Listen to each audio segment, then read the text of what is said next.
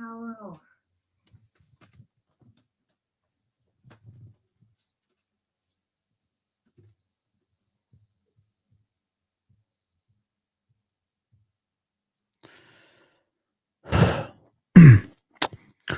Afternoon, all afternoon. What is going on? So, welcome to Fuzzy TV. Please do me a bit of housekeeping, which is like, share, and subscribe, and all that good stuff. Another day, another stream, another day. We're gonna have to talk about all the other teams in the Premier League, of course. So yeah, guys, say whatever you want in the chat, and let's enjoy because I am off, baby. Yes, this is for everybody. It's over for everybody. It's over for everybody. Oh, guys, I am so done with Liverpool at the moment, man. Thank God I'm not just talking about them. Thank God I'm talking about other teams, if you know what I mean. I'm sick to death of, just talking about them every time, if you know what I mean. So yeah, let me show you the table. I'm gonna do a Premier League preview. Sorry, not review. Preview. There you go. There's the table, people. Arsenal are top, Chelsea are second, and they're playing each other in the Premier League. If you still got hope of my team winning the league, even though we clawed back 14 points once upon a time, don't bother, mate. This is not Jurgen's team. This is Arne Slot's team. Arne Slot is refusing to win things because he keeps playing the same formation every time and it's no tactics. So don't bother waiting, hoping that we're going to do something in the league this season. I love that. So, Chelsea and Arsenal, that looks like a good game, isn't it? Man City are third. Aston Villa, who would have thought? We beat them a few weeks ago. They're fourth. Crystal Palace, still impressive and under Glasner. Brighton six, always six. Have you noticed with Brighton? Always in and around the top five, always. And then you got Sunderland, Bournemouth. You see, promoted sides still like because I looked at last season. Oh, Cole Palmer is available to start for Chelsea tomorrow against Arsenal. So that's a good one. So I don't know what day they play. I'll check it out in a minute. So he's available against Arsenal according to Sky Sports. But before then, let me welcome in whoever's in. Yeah, please like and subscribe, everybody. Big up, Cloud, my guy. I hope you're okay. Yeah, big up Michael as well. Big up, my guy. Can Liverpool recover from this? No. Yeah, they're done in the league, man. As I was saying, like you look at the promoted sides, like Sunderland. I'm impressed with them because in the last few seasons, the teams who get promoted, they always go back down and they don't really compete in the Premier League. The points like they accumulate is always in and around the relegation zone. They don't win very much, if you know what I mean, guys. So it's good to see this. It's good to see like there's a team up there with the rest of the Premier League teams. So yeah, I'm impressed. I'm impressed with Sunderland this season. They're above Bournemouth. They're above Spurs. They're above Man United. They're above Everton. Forget about this team. Brentford, 13th. Newcastle, the richest club in the world football. In world football, sorry. In world football are struggling at the moment, as you can see. They're 14th. If you don't know, Newcastle are richer than Man City. Newcastle are richer than PSG. And, whatever Sheikh owned clubs. So when Saudi Arabia owns you, you're the richest man. I love that. Got Fulham 15th. Nottingham Forest 16th. West Ham 17th. Watch Liverpool probably lose to West Ham. There you go, people. I'm not here like defending my football club anymore. I'm done with this bullshit that we're facing. And then you got Leeds, Burnley, and Wolverhampton, who have been absolutely appalling this season. Goodness gracious me. Like, how can you be rock bottom? That's crazy with 2 points. And you're a Premier League club. That's crazy. Yeah, but you can see the two that's got promoted, obviously, are in the bottom half as well. But I don't think they're as bad as what we used to see before in the Premier League, if you know what I mean. So yeah. Yeah, so that's the league, guys. That is the league. We'll look at the fixtures in a minute and all that stuff. I want to look around Twitter as well, see what's happening. There's a story going around about Liverpool approaching Luis Enrique, which is false. It's all bullshit. It's all bullshit at the end of the day. And there's a story about Ibrahim Konate by IndyCar, Indicator. And he's saying reports. Let me see what he's saying. Reports. So, as reported on the 13th, Konate has neither accepted or rejected the final contract offer. We have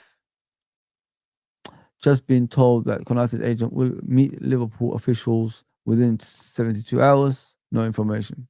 Just get out of here, man. Get out of our football club, man. Just go. I can't be asked like. Breaking, Real Madrid considering Ibrahim Konate, but have informed Liverpool they have no interest in signing him. Well, this is from David Ornstein. So that's a weird one, isn't it? That's a strange one. We're all talking about Ibrahim Konate. Why would Real Madrid sign him anyway? It's not like he deserves to be signed. He's not playing like he's like one of the best. So why? Strange. Very strange. So there's another one over here saying Man United retain admiration in the Anthony Semenyo. It's unclear if the admiration will turn into a bid to Bournemouth. I don't know, man. I don't know if Man United. He's not wing back, isn't it? If you look at him, he's not a wing back, is he, guys? Let me just show you what I see here.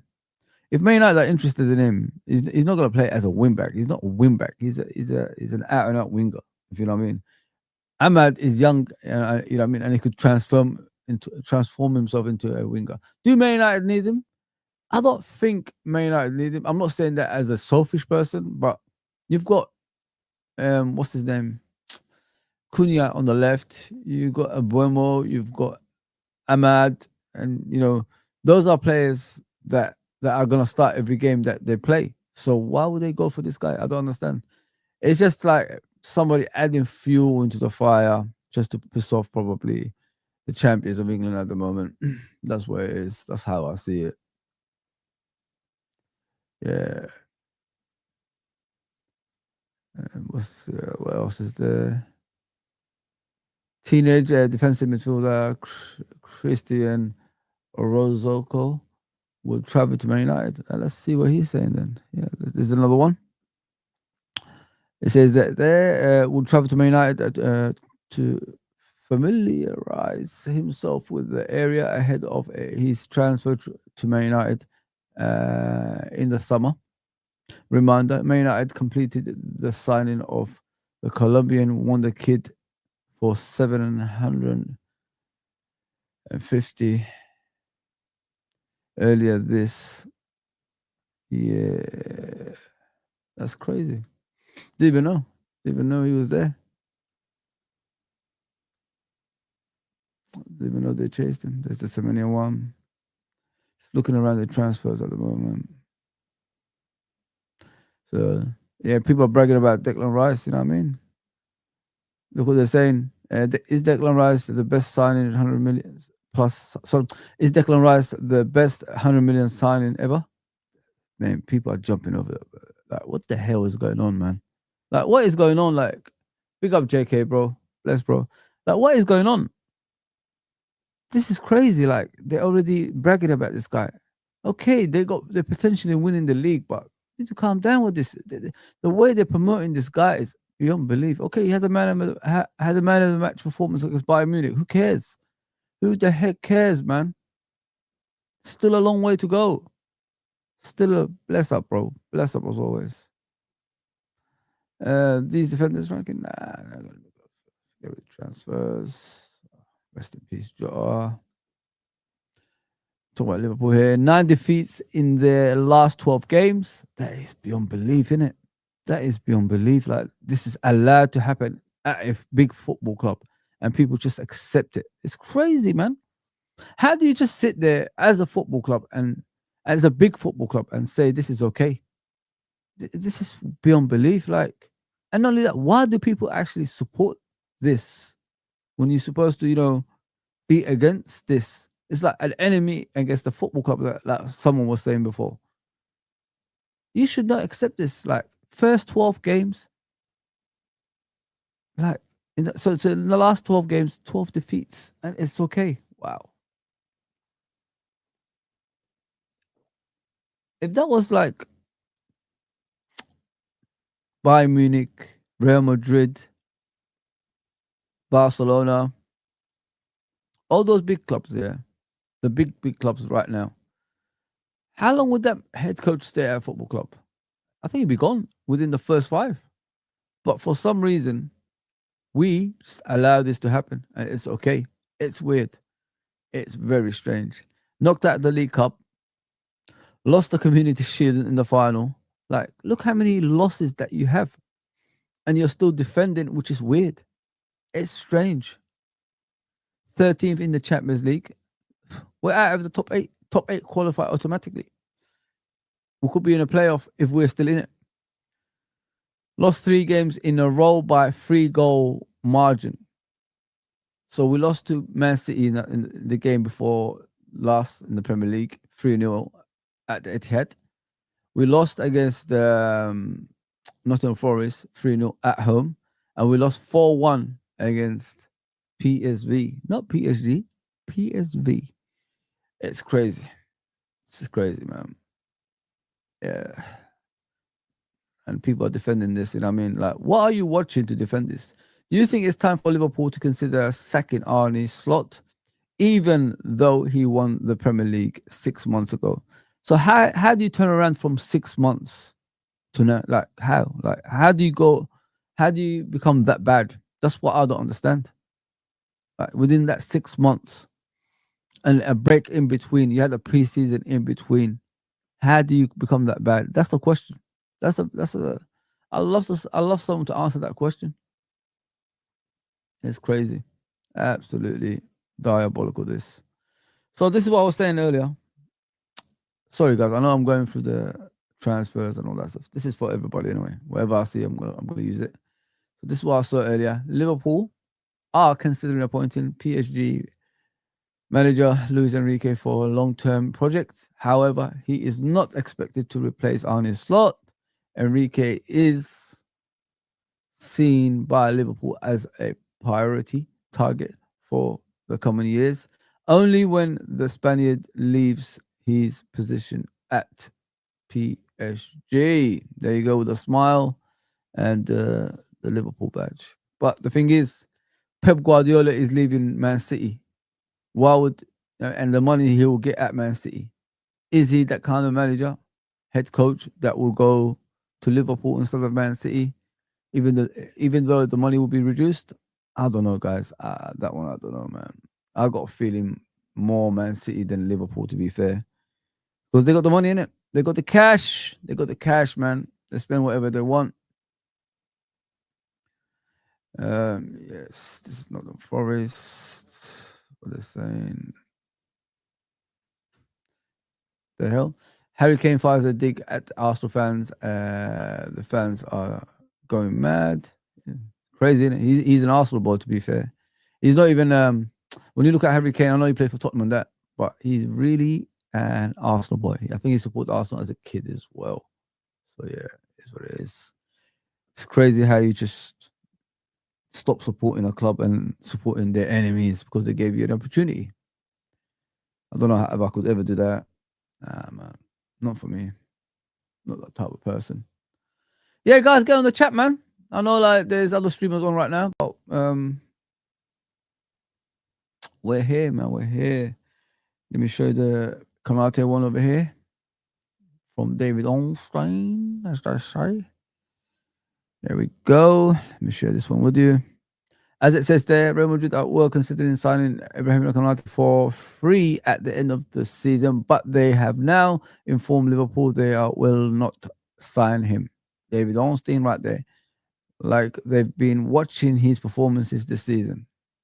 Who would sign him anyway, man? Why would I, as a Liverpool, football club representative, like a recruitment, whatever it is, and the people that pay money, give him 250 a week? Why? What does he do to earn that kind of money? I mean, like, look at the top defenders. Don't make mistakes like Konate. A lot of people that were saying about him, as a footballer, he's a proper bozo. Well, what do you see that makes him not a bozo? There you go. It's madness. It's absolute madness, man. Breaking. This is from Matchday Central. It says, let me just share this with you. Where is it? I don't understand, this thing about Arne Slot with the 2 games. I really don't understand that. Even if you win those 2 games, it doesn't mean anything. It doesn't mean like you're gonna win the rest or perform in a high level in the rest, because you've already had 2 games before against Aston Villa and Real Madrid. You came back even weaker after that. So this false hope, like, oh, we're gonna win 2 games, and then I don't even think we're gonna beat West Ham the way we're going, man. This is Matchday Central. Same breaking. A report suggests Zinedine Zidane is now showing interest in Liverpool job. Wow, if that's real, that's something probably our fan base want. Yeah. It's crazy. Yeah. So if I see anything, guys, I'll let you know, because I'm looking through Twitter. 5 hours ago, Liverpool face dilemma making move for. Let me share this with you. There you go. Semenyo. So facing the dilemma of making a move for Bournemouth winger Anton Semenyo in January, paying the higher 65 million price, or waiting until the summer when could pay around 55 million, but would be joined by Man City in the race to sign the Ghanaian international. Reminder: Antonio Semenyo's representatives at Ghana, represents Ghana. Reminder: Anton Semenyo represents Ghana, whose country failed to qualify for the AFCON. So he's going to be available in January. That's what they're saying. That's the whole point of all this stuff. In all reality. Yeah, but we'll see, innit? We'll see. Big up, man. Big up, Mr. Zidane has been linked today. Yeah, I just saw that. I just shared it with you. When Klopp come to Liverpool, he had a okay team. He had a bad record than that. Worse record than that. Yeah. Listen, Klopp, when he came in, come on, man, we had one of the worst teams in Liverpool's history, to be fair, guys. I can't really sit here and tell you we had a great team that time. He replaced all of that team. We had Mignolet in goal. So many terrible players, guys. So many terrible players. Yeah, but it is what it is. Can't believe, man. I can't believe how bad things are. I really can't, man. So sad, man. Really, really sad. Yeah, so let's go to the Premier League. Let's see the fixtures as we go on. It's up to you guys if you want to join on the stream and say whatever you want. This is for everybody, because I keep doing my team every single time. I mean, it's not all about Liverpool all the time now. It's about all the teams. So I showed you the table. Let me show you the fixtures for the weekend. There's no 12:30 kickoff, just to let you know. It starts from 3 o'clock in the afternoon. I might be doing one of these streams on here as well, so just keep an eye. It could be the Man City Leeds game. It could be... I'm not going to do Brentford and Burnley. No. That's a good game. Sunderland and Bournemouth as well. That could be the one. You never know. And then you got Everton versus Newcastle. These two teams are facing each other. What's going on there? Sorry about that. Yeah. So they'll be facing each other at 3:00. I don't know what's going on there. Both teams in the league, if you look at Brentford and Burnley in the league, Burnley are second from bottom, 19th in the league. And Brentford are 13th in the league. So 19th versus 13th. I'm expecting, obviously, Brentford to win this game. I don't think Burnley, out of the promoted teams, have put themselves in a great position. Paul Parker needs to sort himself out and, start signing some players in Jan, because the way that they are performing is like a yo-yo club. When I look at Burnley nowadays, they remind me of West Brom. Just go up the table, all the way to the top, then get promoted, then get back down again. It's just like that, a yo-yo club. That's what Burnley's become now. It's not even hard to beat anymore. I've seen them score some good goals, though. I got to be honest, when I watch the highlights of Burnley, they've scored some quality goals, But Brentford are stronger. Let's just be honest, guys. Like, it's going to be a home win. Sure, home win, this one. 3 p.m. kickoff. Home win. This one, Man City, of course, are third in the league, I believe, still. I'm sure they are. Yeah, third in the league.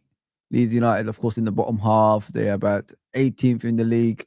Are they going to go to Man City and shock them? No. I think Man City is going to beat them and beat them comfortably. Man City are in a what do you call it? They are in a losing run at the moment. They lost 2 games in a row. Don't forget, guys, in the league and in the Champions League. So they ain't going to sit back and accept another defeat, if you know what I mean. And then you look at Leeds, they how many games? They're in a 3-game run. So they lost to Brighton, Leeds, 3-0 away at Brighton. They lost 3-1, away at Nottingham Forest, and they lost 2-1 to Aston Villa at home. So they lost 2 away games and lost even at home to Aston Villa.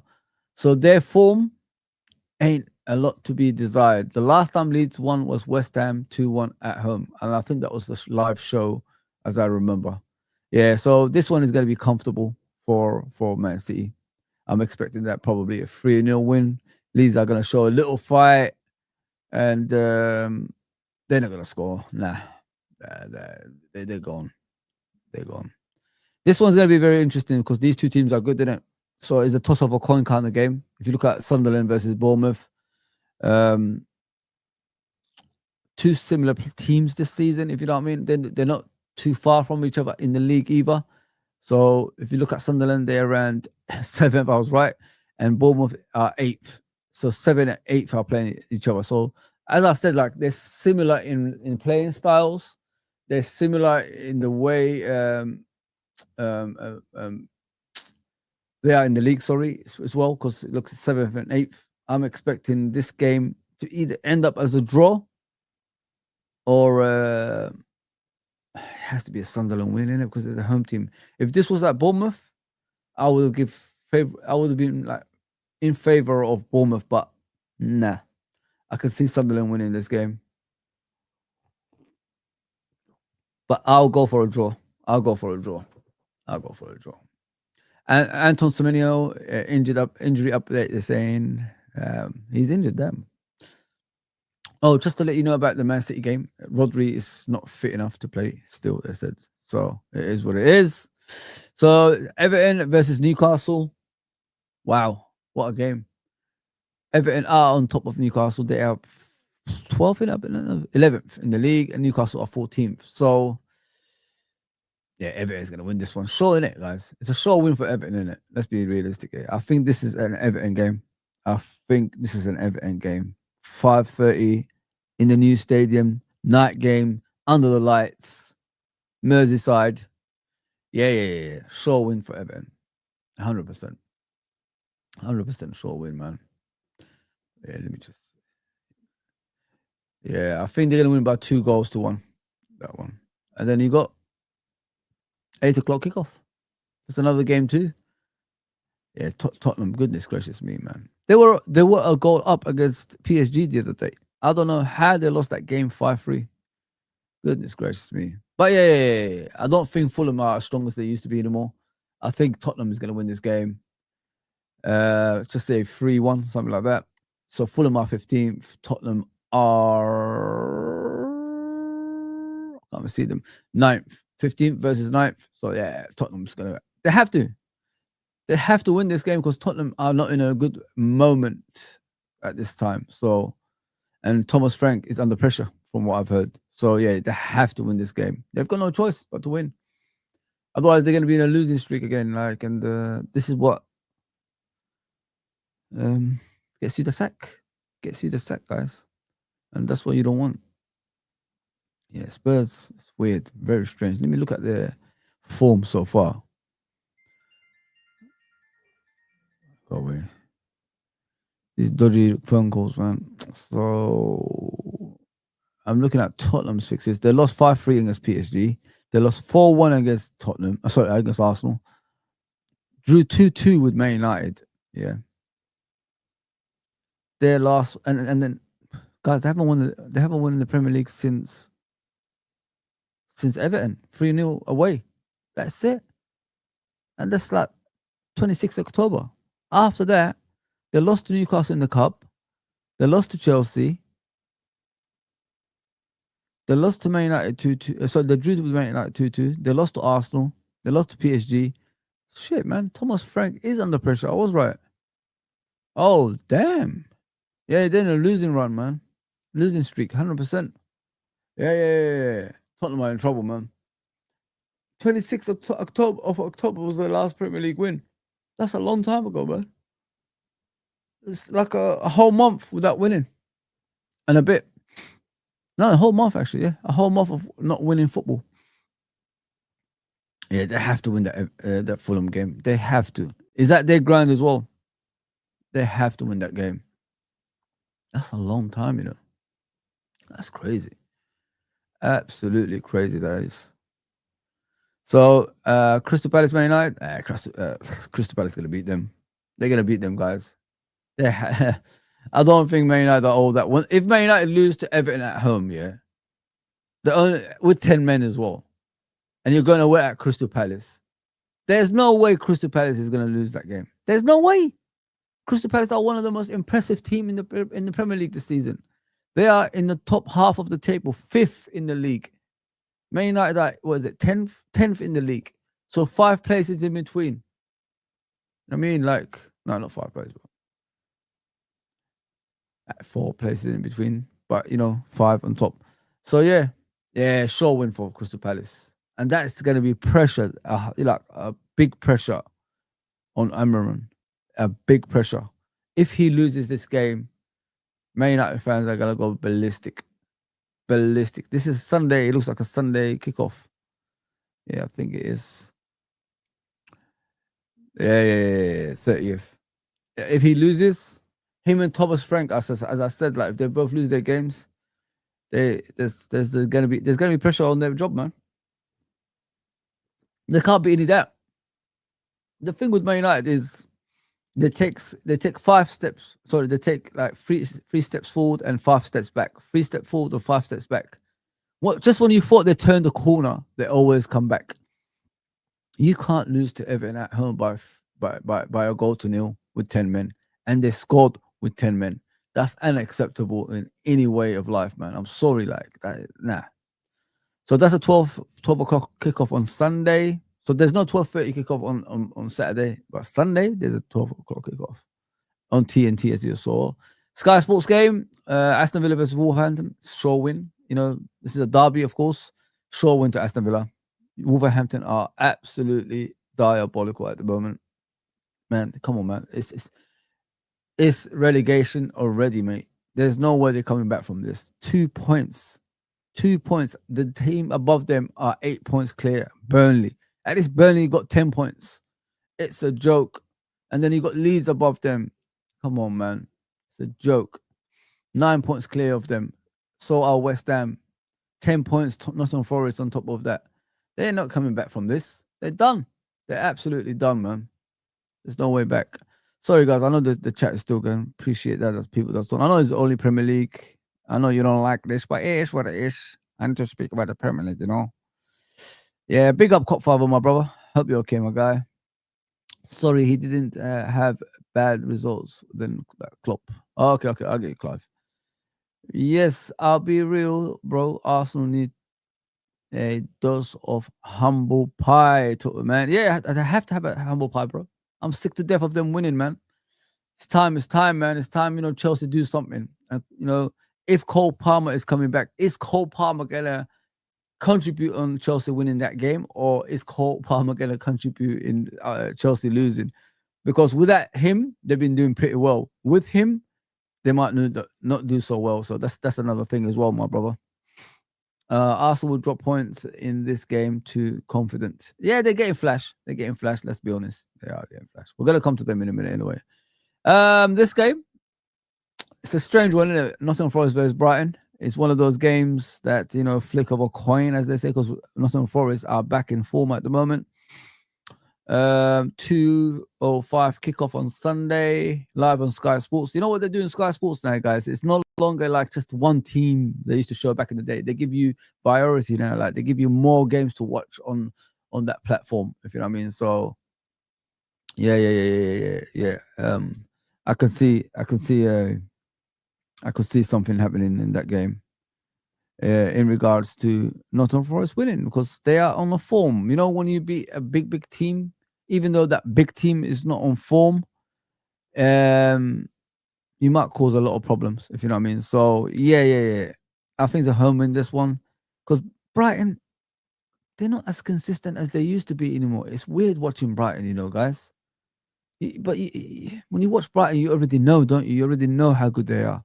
Nowadays, like, they're either bad or they're either very good. It's weird. Very strange with Brighton this season. It's disappointing because, a lot of people like Brighton. A lot of us like Brighton. The way their philosophy of football, the way they recruit players, everybody wants to be part of that. But watching them now, like, yeah, man, it's weird. So let me look at their last results. So last game was 0-0. So last one was they beat Brentford by 2-1. That's what I'm saying. They're hot and cold. You don't know which team you're getting. And then 0-0 against Crystal Palace. They beat Leeds 3-0. They lost in the cup to Arsenal 2-0. They lost to Man United 4-2. Then again, it's not so bad. But then you beat Newcastle 2-1, and then you draw with Wolverhampton. You know what I mean? That's what I'm saying. And then you beat Chelsea 3. Oh, no, listen, I'm completely wrong about Brighton. I might be looking at it from a different point of view here. They are actually doing well, but it's the league table that just makes me think otherwise. If you know what I mean. They should be. Well, 6 is not bad, is it? 6 is not bad. I'm wrong about Brighton. I'm wrong, but Nottingham Forest, since they beat Liverpool, are going to be on a high. And Sean Dyche ain't going to play open, expansive football. He's going to play more defensive, even though they're the home team. So they're going to play more cautious, more, deep line midfield, deep line defense. I'm wrong about Brighton. To be fair, they are having a phenomenal season. I must have seen it from a different point of view, to be fair. Could be the wrong team I'm looking at, to be fair. Yeah. So I'm going for this one. No more Nottingham Forest winning. I think Brighton's going to win this. I think 2-1 Brighton. I'll go for 2-1 Brighton. I changed my mind. I can change my mind, I can. Because I looked at their form and I'm thinking, wow, crazy. Absolutely madness. Yeah, so this one, it's my one, isn't it, guys? It's my one, man. Liverpool Football Club. I'm sick and tired of talking about this football club, to be fair. So it's 12th versus 17th. We've lost to the 19th in the last game, so it ain't going to get any better. Don't expect too much. So West Ham, my local team across the road, versus Liverpool at the London Stadium. What do I see in this one? Oh, sure, Liverpool lost. There's no denying this, mate. Like, no. Don't have that hope, guys. If you're losing to PSV at home, 4-1, open to everybody football, you're going to beat West Ham, mate. There's no way. Even though West Ham are 17th, it doesn't mean anything. Nottingham Forest were 19th before they beat us. So don't expect too much, guys. we're losing this game. I'm telling you. Any team that works hard against Liverpool is a sure loss. That's it. They're watching every tape of Liverpool's defeats. Believe me. All you have to do is defend for your life and you're fine. Get that little counter-attack now and again, you'll be fine. That's what I see in this game. I'm not going, everybody's thinking, oh, you're going against your team. No, I'm being realistic now. I'm neutral on this channel now. There's no longer favoritism to a team that's intentionally losing to teams. I'm sorry. Arne Slot and those players have to be held accountable for their actions. They have to be all sacked. I don't care who you are anymore. You could protect these players here, these players there. They all have to be sacked. There is no way you allow your football club to be this bad. There's no way. One player is chasing goal records. Another player is retired from defending. Another players are retired from defending in midfield. The strikers that we have can't score goals anymore. A winger is playing against us that plays on the left-hand side. You know what I mean? Like, there's players actually playing against Liverpool at the moment, guys. Against your football club. And we're all sitting here, kumbaya. Oh, yeah, leave them alone. What? You're in the bottom half of the table. You're 12th in the league. And you're saying leave them alone? You're Liverpool Football Club. You've got standards to uphold here. You should be proud of your football club. We're 12th in the league. We've outspent everybody in the transfer window this summer. And you're telling me it's okay to be 12th? Don't be harsh. Get out of here, man. You don't support Liverpool Football Club. Get the heck out of here, man. Jokes, man. Absolutely jokes. Listen, this game is going to be 3-0 or something like that to West Ham. I've given up. I gave hope to them against PSV the other day. I said, this is the type of game they're going to win. They turned up. Great display in the first bit of the half. And then all of a sudden, we can see the goal in the first 5 minutes.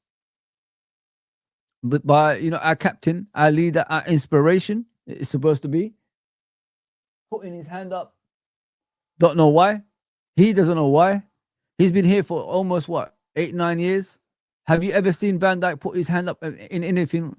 The only thing I see Van Dijk do in corners is attack the ball like he's hungry. You know what I mean? That's what I've seen from Van Dijk down the years. This Van Dijk with a hand like this and then knocking it down, it's not the Van Dijk that I know. He's intentionally sacking that manager. I said it yesterday. I put it on my TikTok and I said, I feel sorry for Arne Slot, which I shouldn't be. But I'm a human being at the end of the day. I'm a Liverpool fan through and through. You know what I mean? And when I see players throwing a head coach under the bus, I have to call it out. I'm not saying Arne Slot is exempt from criticism. He should be criticized for his lack of tactics, awareness. He should be criticized for picking the same players every single time. That's letting him down because he's asking for the sack. I agree with you 100%, 1,000,000%. I'm him out. I want him out. That's it. I'm done with him. But I have to call out certain things that I see at our football club, which is deliberately trying to get him sacked as well. There's no way you can all sit here and tell me they're playing for him. No. No way. There is no way we could all sit here and say that. Those players should be held accountable for their actions. I no longer want these senior players at my football club anymore. I'm willing to let the youngsters take over and prosper. Let's go together. And the next 2 to 3 years, go and win a league title, Champions League or something like that. Because the senior players are as much as to blame as Arne Slot from what I've seen recently as well. Including Salah, including Van Dijk, including Robertson, including Alice. I don't care if Alisson just come back from injury. There's no way you should allow those performances on the pitch. You've got a group, WhatsApp group all together. Why are you disgusted, man?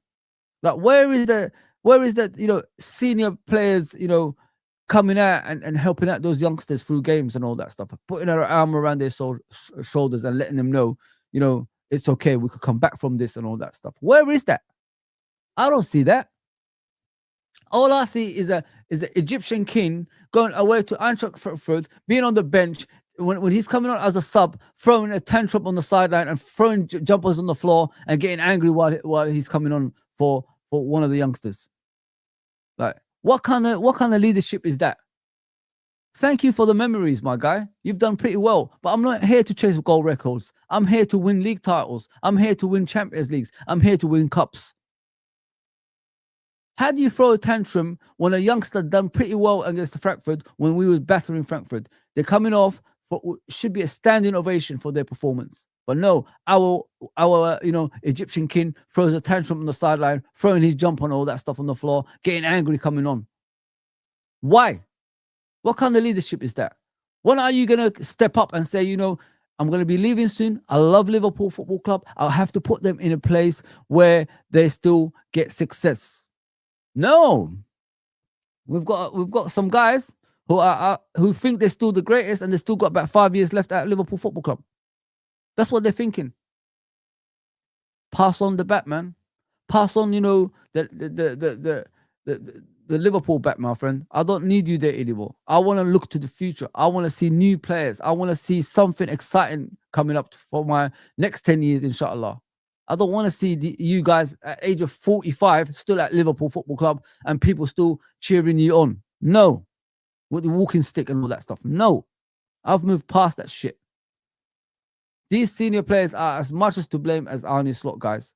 Don't fucking step away from that, man. I'm sorry about the language, but I'm being serious. For what I've seen in the last few games here, they're not pulling their weight. They're not galvanizing anything. Henderson, Milner, they made sure the youngsters were looked after. These two are the worst I've ever seen in leadership in Liverpool Football Club. The worst I've ever seen. They're not even helping anybody. The future is not you. The future is the players that we bought this summer. You should be helping them, you know, go down that direction for the love of that football club. If you love Liverpool at all. One is chasing goal scoring records. One is bloody deliberately sabotaging the games. It's crazy, man. Like, what is going on? Like, how do you allow things like this and say it's okay? I'm just confused, man. Listen, we're gonna lose to West Ham. I'm being honest. I'm not gonna be here telling you, oh, we're gonna win by 2-1. I go on other people's streams and I'm lying every time. I'm trying to be, you know, I mean, come on, nice and all that stuff. Fuck off. I'm not nice anymore. Nah, man. I don't want to see players walking around the pitch. And then you got Curtis Jones talking about it the other day. Oh, you know, we've got to be doing more and all this stuff after match reaction. Bro, did you see yourself when they were scoring the goals? Where you was on the pitch? You was actually standing. You didn't even walk anymore. You stopped walking. What are you talking about?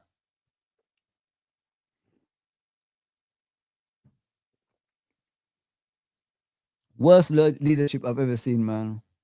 We laughed about Henderson's quality. We laughed about, you know, Milner's age before they left.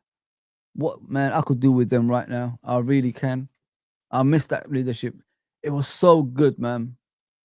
They looked after everybody because they love the club. That's why. I'm not saying like these two don't love the club, but the way you're acting, you know, it doesn't look like you love the club. I'm sorry, like it looks like someone against the club. It's beyond belief, man. Like, we're allowing this to happen, man.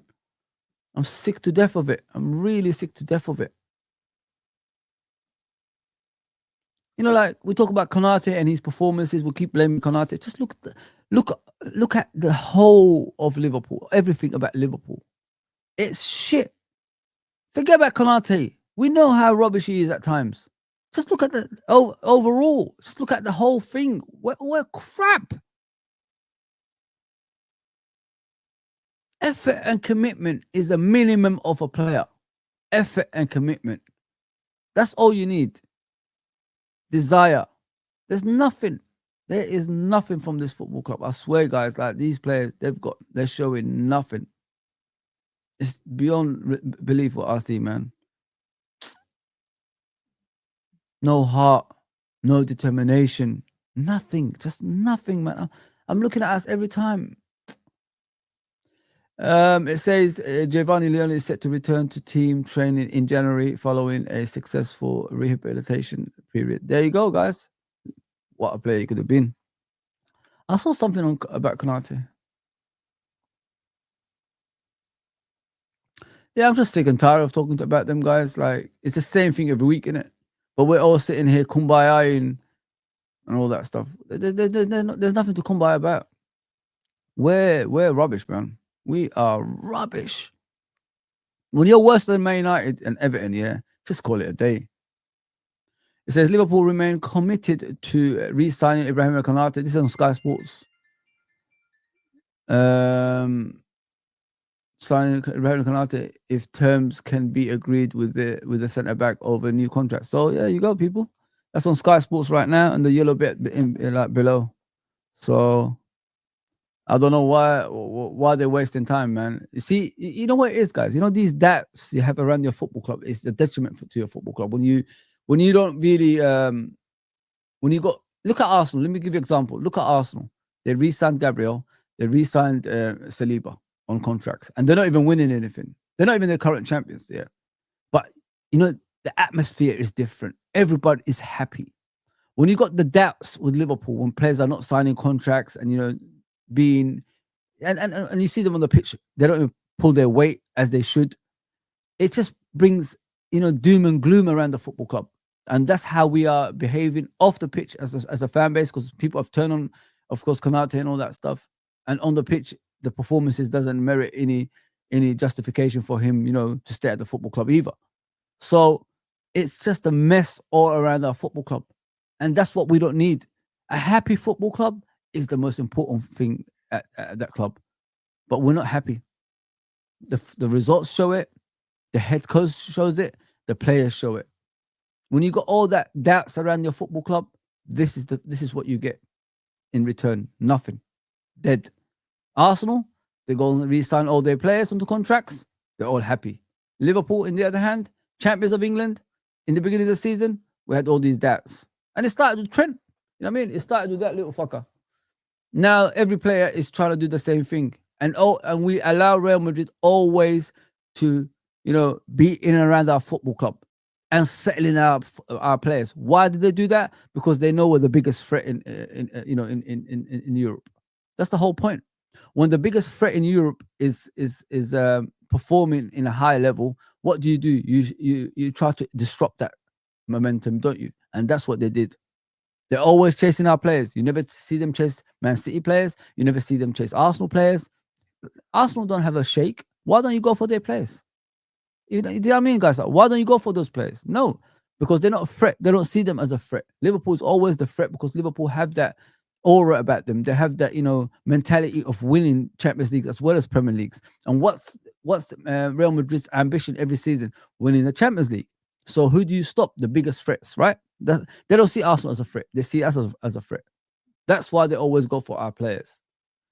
So this football club, like Liverpool Football Club, they need to go back to being ruthless, man. This is why I miss Jurgen Klopp. You know why? You know why I miss Jurgen? Because these things never happened around his time. Players were willing to re-sign contracts. Even him, when they were chasing him, like Real Madrid, Barcelona, and all that stuff, chasing him, he always rejected. Even Bayern Munich, he always rejected them. He never had the ambition to leave Liverpool Football Club. He saw Liverpool Football Club as the biggest football club, and he was never interested in more money or anything like that. He was interested in the love of the football club, and that's what we showed as a fan base, and that's why we related to Jurgen Klopp. We can't relate to this idiot, you know what I mean, Arne Slot, because he doesn't allow us to relate to him. He doesn't show us anything to relate to him. Just chat shit every single time. Give our tactics away during the press conferences. Comes on, on the sideline. And then, like within the first 10 minutes, you could tell the game is shit. We're gonna probably lose a goal. Doesn't make any changes. He waits until the second half to make changes. No, you could make changes during the game. In the first half, drop back 5 yards. Make us hard to beat. Make sure there's no gaps appearing. But no, we just play attacking football still. And then next minute, the other team scores a goal. Oh man.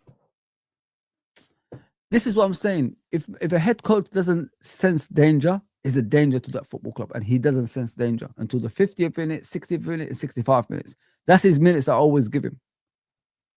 How can you come on the second half against Nottingham Forest and within the first minute you can see the goal when you're supposed to be coming back, when you're already losing the game?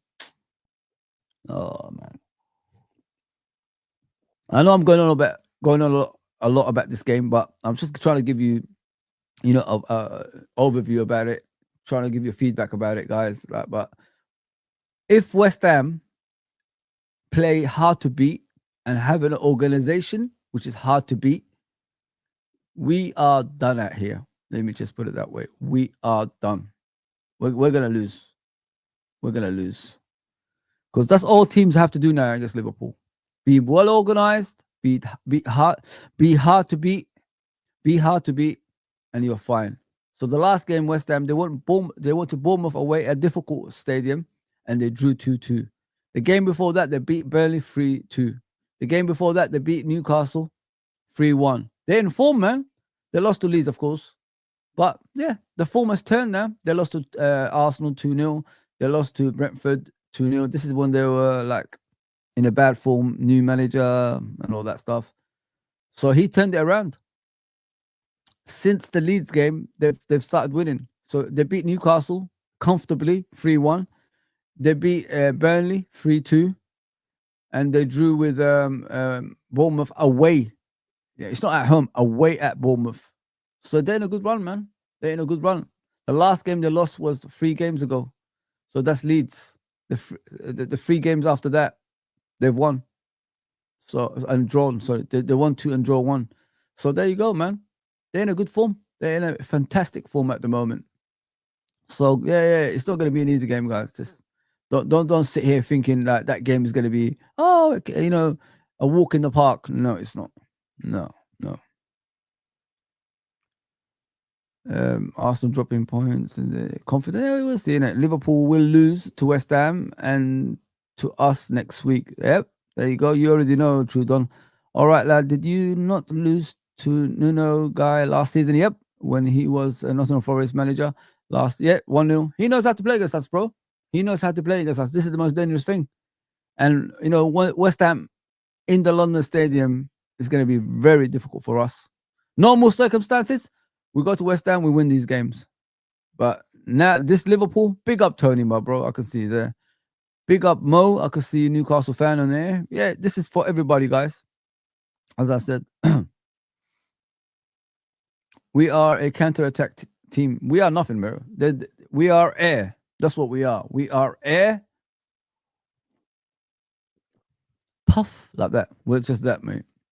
Big up Victor. He said Madrid don't want Konate anymore. He can hold that. LOL. Yeah, apparently they're discussing a contract now. That's why I think Madrid found out he's potentially signing a contract at Liverpool because it's all over the news at the moment. I see it on Sky Sports and all that stuff. So the guy potentially is going to sign a contract. That's why probably the Real Madrid thing announcement came. They're no longer interested. They were hoping that he was going to run down his contract and then they're going to sign him. So now I think Liverpool changed their mind on Ibrahima Konate. They probably told Ibrahima Konate, if you don't sign a contract now, we're no longer going to play you because your commitment does not look like you're committed at Liverpool Football Club. You're missing things. You're not winning your battles. You're losing your battles everywhere. So we rather if you're going to run down your contract, you stay, at home. We'll play Gomez. We'll play Endo if we have to instead of you. I think Liverpool have made a threat towards him. And the last thing he wants to do is not play football for the next 6 months because there's a World Cup. So if France don't see you playing, they're not going to pick you. Or if they pick you, you're in match fit. And we've seen that by Isak's performances recently. Couple of months off, you're done. So if he doesn't play until the World Cup, that is a long time for a player not to play. So yeah. I'm sure Liverpool have told him off right now. Liverpool hold the key. I've been saying it for a while. Liverpool hold the key for him. And that's what's happened. Why are FSG giving 2 games? What's the difference? Does a win against West Ham and that other shit team make? Mo, I have no idea, bro. I have no idea. We beat Real Madrid and we beat We beat Real Madrid, and who did we beat? We beat Aston Villa. Did that make any difference? No. So I don't know what they're doing, bro. Nobody knows. This is what I'm saying. If you don't know football and you own a football club in this country, it's difficult. It's peak. It's peak for everybody, man. It is absolutely peak. Let me see if my friend JK wants to come on. He wants to come on. He wants to discuss something. I think he's angry. I saw him the other day. He was upset with the treatment of Salah, so he probably wants to discuss that at the end of the preview, innit? So I'm gonna talk about probably before I go LFC with him, as I always do. Hopefully he's free. JK, if you can hear me, I've sent you the link. Yeah. Cop Father, man, you need to like come on. You need to start coming on. I might do a stream later on, guys, with a panel around 11. If you want to come on, let me know. I'll put the link out there for you guys. It doesn't matter what team you support. If you want to discuss Newcastle, Arsenal, Chelsea, Bournemouth, Burnley, it doesn't matter. I'm here for that. I'll be doing a live streams of these teams on a regular basis. I'm shocked FSG are giving the slot more time with him having the worst record in history in the history of the club with amount of losses. As for leaders, Henderson, Milner were very vocal on the pitch, 100%, and off the pitch. So how it worked with Henderson and Milner is they were like the Bash brothers. If you guys remember Mighty Ducks, that's Bash brothers. If you look at it on Husam's channel, is Mike and Jerry. You know what I mean? If you guys seen the streams I do with them, the Bash brothers, that's what I call them. If you guys remember Mighty Ducks, you know what I mean, with Emilio Estevez, that movies we used to watch back in the day when we was kids. You know, the two brothers on the pitch. They're not real brothers, but they used to call them the Bash brothers. They used to like smash everybody. So that's why I call Henderson and Milner, because you know Henderson was vocal on the pitch and Milner was vocal off the pitch. So that partnership, you know, collided. It was beautiful, and they knew what they were doing. You always used to see Milner on the bench consoling the youngsters, you know, reassuring them when things weren't going as according to plan, and you know, keep motivating them on a continuous basis. And then you got Henderson on the pitch telling people, you know, to stay in their position, start fighting, and you know, managing the team on the pitch. As you remember, Atalanta away during COVID, we could hear Henderson's voice everywhere around the stadium. That's how it was with Virgil. He's one of the boys, isn't he? He's never gonna start shouting at people. You see him sometimes doing with the hands and all that stuff. Don't know why he's doing that when he's out of position. It's kind of weird. Salah, if he's not chasing his own records, he doesn't really give a damn. That's how he is, if you know what I mean, guys. That will never change. Yeah. Big up, man. Big up, my bro. What you saying, bro? Everything good? Yeah, bro. You know how it is. I'm just going through the games, innit? As I told you, the channel is not what it used to be anymore. It's different now. It's all about football. Talking about football. I like it. I really like it, because you know, people think like we just watch Liverpool and that is it. You know what I mean? Yeah. Let me say something to you here. I don't really watch all the teams, but I can see by highlights and everything else how that team performs and everything. Like if you watch, for example, JK, if you watch something all your life, yeah, it becomes a norm, innit? It's like a natural thing. That's how it is with me when I watch football, if you know what I mean. Yeah. He's talking about the leadership. Yeah, I agree with you, Tony. 100%. It's different kind of leadership with Henderson and Milner. What's that saying? Keep your friends close, but your enemies closer. So you're gonna watch other games. You know what I mean?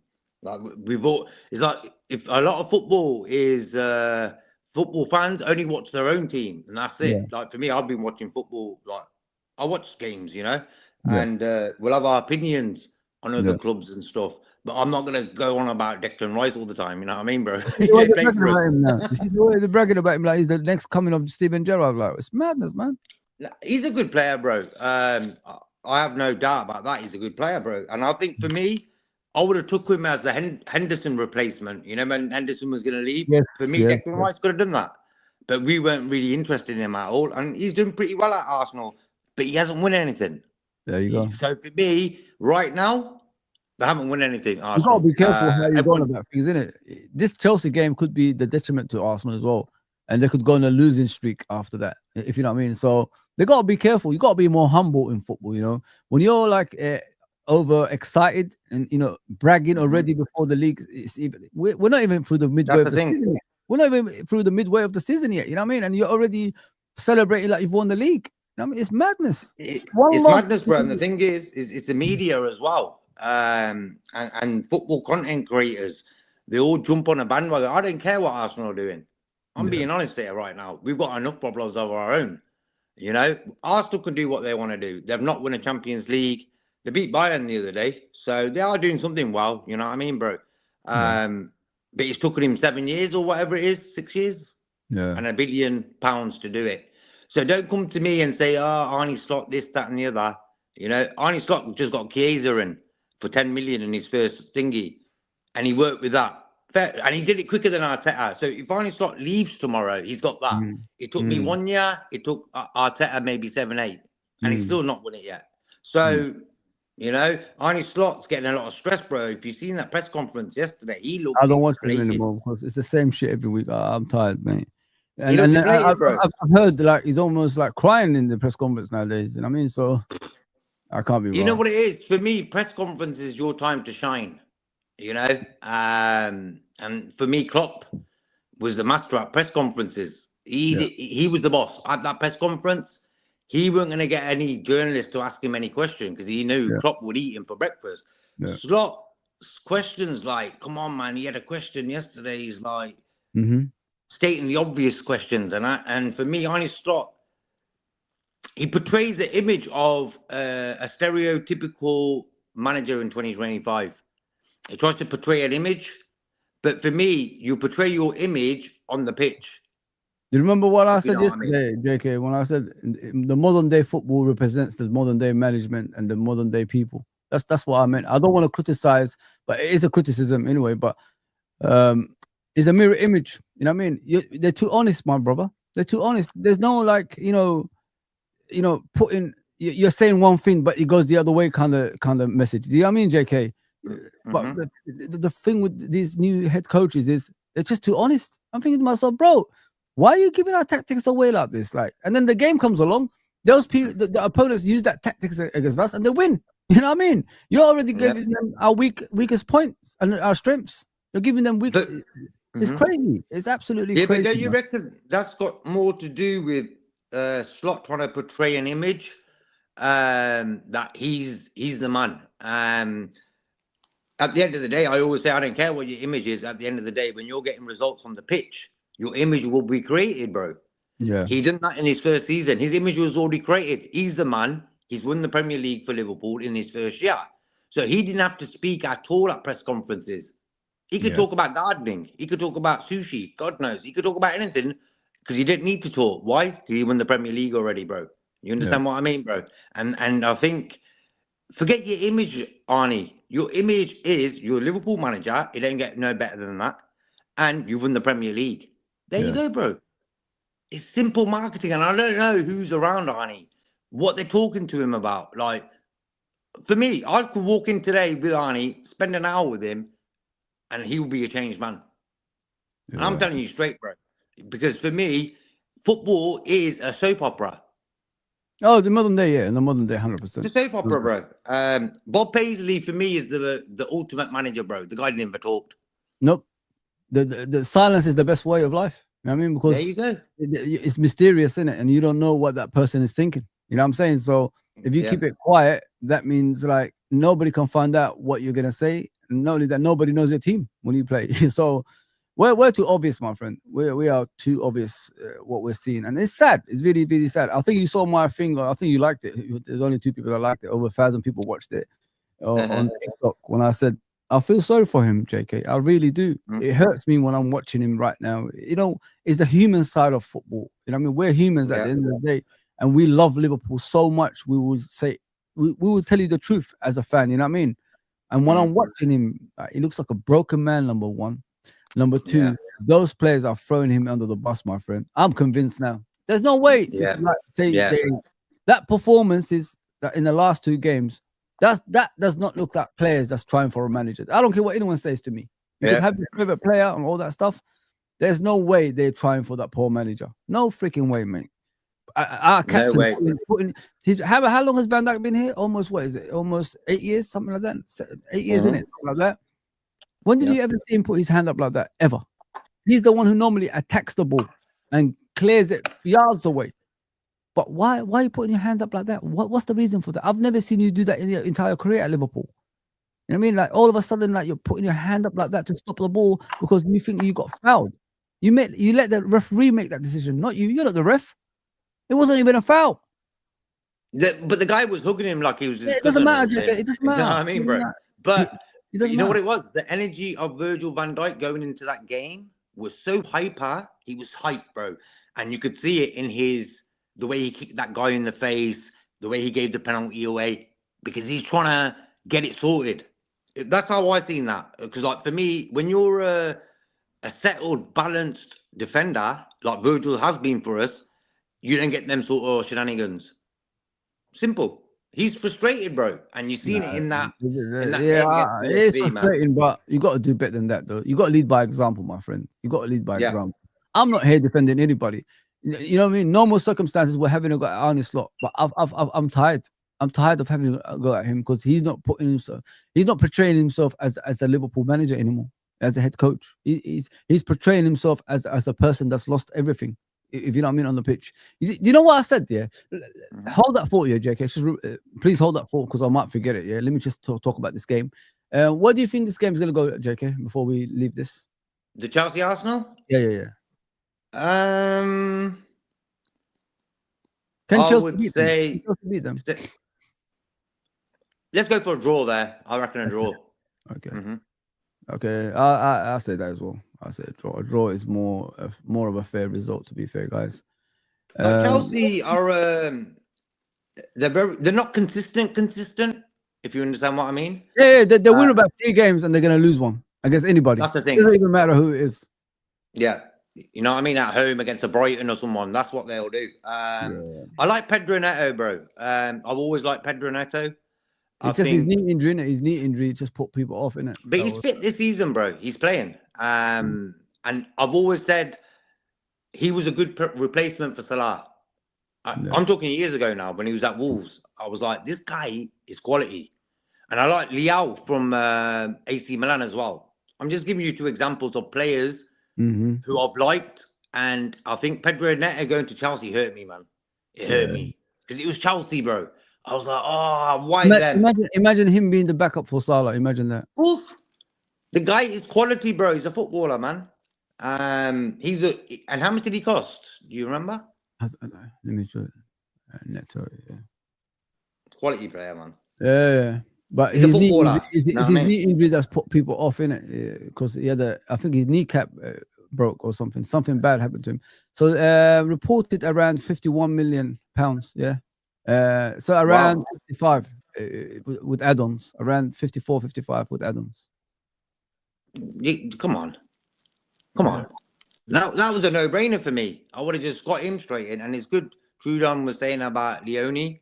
He's on his way back as well with he's in January. He could be back. Yeah, I said it already on the stream. They said he could be back with the train with the team. But the thing is, it's understandable. He's what is he 18? I mean, so it's like when you bump your head. You know what I mean, as a youngster, you recover straight away, don't you? You as an old person, it takes you a while. So exactly right. Let me just read this comment from AM. Was he saying they have Nuno Espirito Santos? He's very good at setting up the team with counter attack. Yep, he beat us last season with Nottingham Forest. I think he was the only one before we became champions that beat us that season. So Anfield as well. So he did set up that team with Nottingham Forest very well. So yeah, it can happen, bro. You're right. You're spot on. I was just saying, look, with Arne Slot, he's very good against the flashy, high, big name managers. He's very good at that. He's not good at the Sunday League, not your flashy type of managers. He's not good at that, bro. Have you noticed? Yeah, he does that a lot, man. I've noticed that. Like when a team is battling, he's not good at it. But when the team plays, we lost to Sean Dyche. Yeah. We lost to Sean Dyche. I like Sean Dyche. His voice is like he smokes 60 cigarettes a day, bro. Or 60 packs a day. I don't know. But he got done by, and I think Nuno is going to do the same thing. I don't know what these guys do for homework. Like sit down. Like Arnie, you've got a problem against Sunday League sort of fashioned managers. What's the problem here then? Like, You know how what it come is? can't you get gritty? You know what it is, bro? Like when I look at Arne Slot, is he's a very, very proud, stubborn man. You know what I mean? Like he's very, very stubborn. He goes by his ways and he never wants to like listen to the outside noise. As you shouldn't in most cases, innit? But sometimes like that could be the detriment of your ability as a manager, if you know what I mean. Yep. And the way he's been performing this season, he first of all, he looks like a broken man, which means he's been listening to the outside. He does listen to the outside because he always mentions it in his press conferences. You know what I mean? Outside noise, which you shouldn't. You should be ignoring things like that. You know what I mean? You should be just concentrating because when you're at the top, JK, as you know, as a football fan, everybody's going to be against you. Nobody, especially Liverpool, you know, involving Liverpool, they will all turn on you. They will all try to bring you down. And unfortunately, he's fell for that trap this season. And that's why he's struggling because he's never experienced things like this in Holland. You know what I mean? But then again, it's like what you said. Where's the people that's supposed to help him out? Where are the people that's supposed to give him the advice? Don't do this, don't do that. Nobody is doing that. And, you know, the things he's doing on the pitch at the moment is amateurish. I'll tell you why. Because imagine this, imagine the likes of Chiesa coming to the team, the likes of Endo comes into the team, the likes of Robertson and Gomez come into the team, and we win. Do you know why he doesn't play them? Because he's too proud. That's number one. So if they start winning, you know what people are going to ask him? Mate, like if you did these changes in the beginning, you could have probably be top of the league, probably second, because they're winning now with these players that you refuse to play. And he doesn't want to hear that. He's too proud to do things like that. When you're too proud to do things like that, JK, these are the performances you're going to get because you're still playing the same players that's letting you down week in and week out. So there's only one person to blame for this, and that's him. Like I said to you guys in other streams, what has he got to lose playing these players right now? What you got to lose? We're losing anyway. Yeah, exactly. They might even you might spot things that you never spotted in the other team that you played.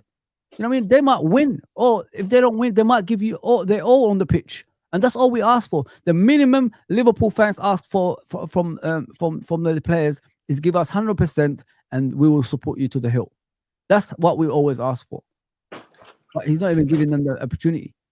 Now you look at Chiesa the other day. Came on, he was rubbish. The first time I've seen Chiesa play like that, then I realized how much can he take coming off the bench like that every game. Yeah. I mean, like I would do things like hard to beat, JK.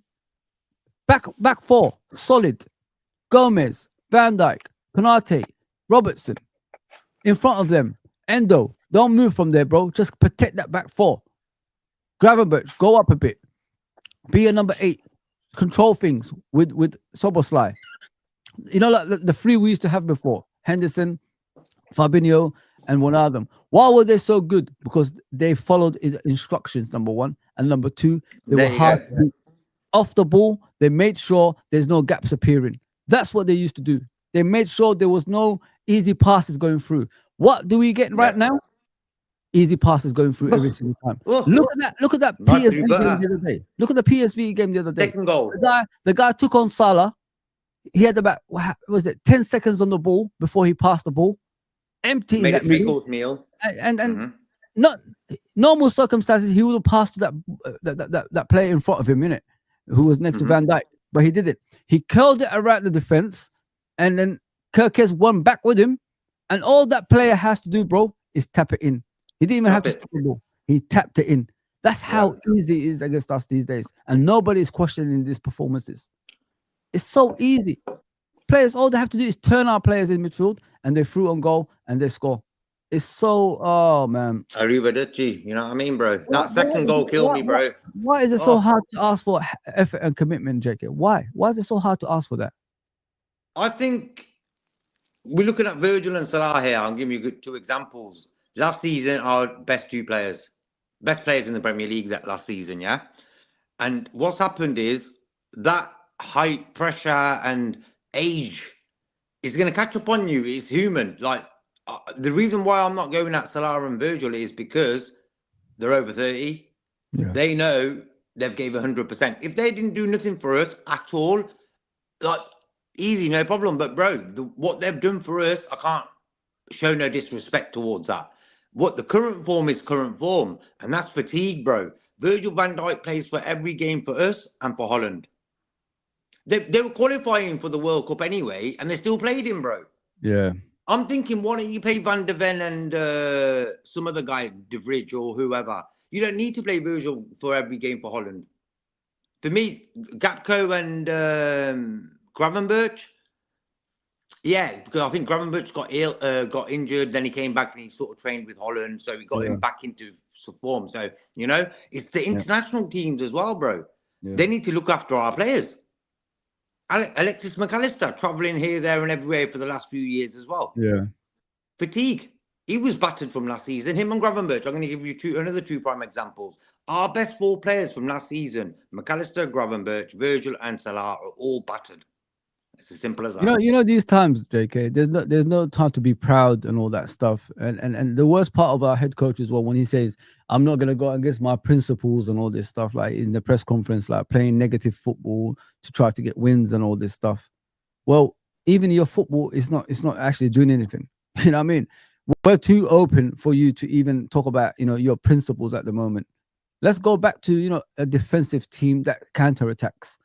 Because at the end of the day, JK, what's important here is winning. Football is about results, not about emotions like, oh, I can't play like this because I've got this principle and I'm willing to lose until we get the wins. You don't go with things like that. You don't go with things like that. That's a loser mentality. Even Pep Guardiola don't even play tiki-taka football anymore because he knows the league is not like that anymore. People are gonna battle you. They're gonna battle. They're gonna fight to win games now. They're willing to sacrifice everything to win games now. From a throw-in, from a corner, from a set piece outside the box, they're willing to do anything to attack those balls.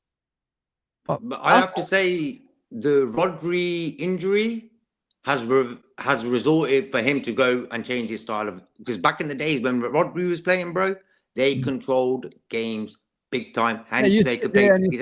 Like, when are they gonna score? You know what I mean? Yeah. It's so easy for me, Man City, bro. Rodri for me, the best DM in the world before his injury.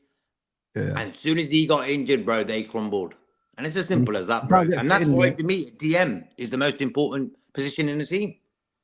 Imagine you had a proper DM. Imagine you had a proper DM and you went forward with this season. That's what I said. If you look at some of the goals we conceded, bro, it was like a pullback, where a DM position is. When you're going out wide and then you pull it back to the player to shoot. But normal circumstances, there's a DM there anticipating that pass. You get what I'm saying? Yeah. And that's what we don't have, guys. With Gravenberch, I love him. Great player, done well for us, but he's not a DM. I think this season he's been caught out. Last season, you know why he wasn't caught out? It's because nobody knew what was going to happen in that position. Yeah. And not only that, nobody expected you to win the league. So nobody thought like you was going to do the damage that you did. If you know what I mean. Liverpool wasn't even favourites. Some people were saying we're not even going to be in the top 4 last season. If you know what I mean, with a new manager and all that stuff. We all accepted a cup and top 4 in it, JK, last season. So, yeah. I said we're going to win the league, bro. I do that every season. I always do it because we're Liverpool. I always say we're going to win it. And he surprised me, Slot, that he did it. But during the whole season, bro, I'm not going to say Arne Slot was the greatest thing since sliced bread, because for me, last season, he was doing my head in because that week against PSG and Newcastle, he messed it up and against Southampton. And then we didn't play like champions at the end of the last season. We played like fucking relegation fodder. We were losing games as champions, bro. And that for me was a big warning. I was like, oh, that ain't great, bro. And I don't like that casual be going on. Yeah, you can go Ibiza and all this sort of shenanigans, but we don't need to know about that. Yeah. Keep that show business, soap opera, EastEnders. That's something you do at the end of the season, not during the season. You know what I mean? It's embarrassing, bro. It's embarrassing, bro. It's not Liverpool club, is it? Really, if you think about it. But I think that casual vibe, that Slot's trying to relax the players sort of thing, don't really make sense to me, because for me, why are you playing Virgil van Dijk every game then? Give Gomez and Kanate a game together. That is the weirdest thing when I see that. Weirdest thing, bro. He age. wants that casual first year, second year football because he don't want to over thingy the players and that. But then again, he plays the same players all the time and that. So there's a lot of questions to be asked, bro. For me, that press conference yesterday, deflated, bro. Well, what happened? Explain. What's happened, mate? I'm you know, when it comes to like body language and stuff, and when you look at the managers and stuff, sometimes you don't even have to ask a question. You know how the guy is, the way he looks and what he's portraying is enough to give you answers. So he looks deflated, but for me, he's done it himself. That PSV game, I thought, you know what? We just got battered by Nottingham Forest, bro. 3-0 at home. Yeah. And you give me that 4 goals? It's too much now, bro. It's too much. You know? What's going on? You know, everyone was shouting and screaming the last few days, man. It's been madness. And like for me, I've tried to keep calm and stuff. But the basic fact is we let 10 goals in 3 games. 10 goals. Wow. Wow. 9 losses in 12. 12. Yeah. And people are sitting here still defending this shit. You know what I mean? This is not, and we're below Everton and Man United in the league. You know what I mean? Like there you go. You couldn't make this up, honestly. Like if we lose to West Ham, let me check the league actually, guys. Like, and the teams below us win, like Newcastle and all that stuff. They go above us. Newcastle are 15 points, and you know they're not doing great. We've got -2 in the goal difference as well. There you go. That's the one. That's the one right there, bro. -2 in goal difference. Wow. Come on. How are we -2? How? Like, how are we -2? I don't understand. How? Bro, you see there that it shows you form, don't it? Look at that there. Look at our form. Defeat, win, defeat. Wow. We've got the worst form in the Premier League, I think. Us and Wolves, I think. They got all lost. Look at that. Look at our scores. Only one difference is one win. In the middle. Yeah. And that's by default, because I don't think Aston Villa read the memo. You know what I mean? Yeah, it's bad, man. Look at that. We could be 14th if these two win. If we lose our game. So because we're playing Sunday, you know what I mean? So there's a few games before us. We've got 18 points. And West Ham, they got 11 points. Yeah, Brentford, Newcastle can all go above us. Yeah. They'll be on 14 points. It's not too far from us then. You know what I mean? There you go. So I don't know about you. I don't know where our next win is coming from. I really don't. I'm looking at our fixtures. In normal circumstances, those fixtures should be the ones that's gonna, you know, win you the title. I mean, get you back 9 up. points there. Yeah. What is it? Sunderland, Leeds, and West Ham. Come on, bro. That's 9 points there. As champions. But the thing is, these are the type of teams we've been losing to recently. A battling team.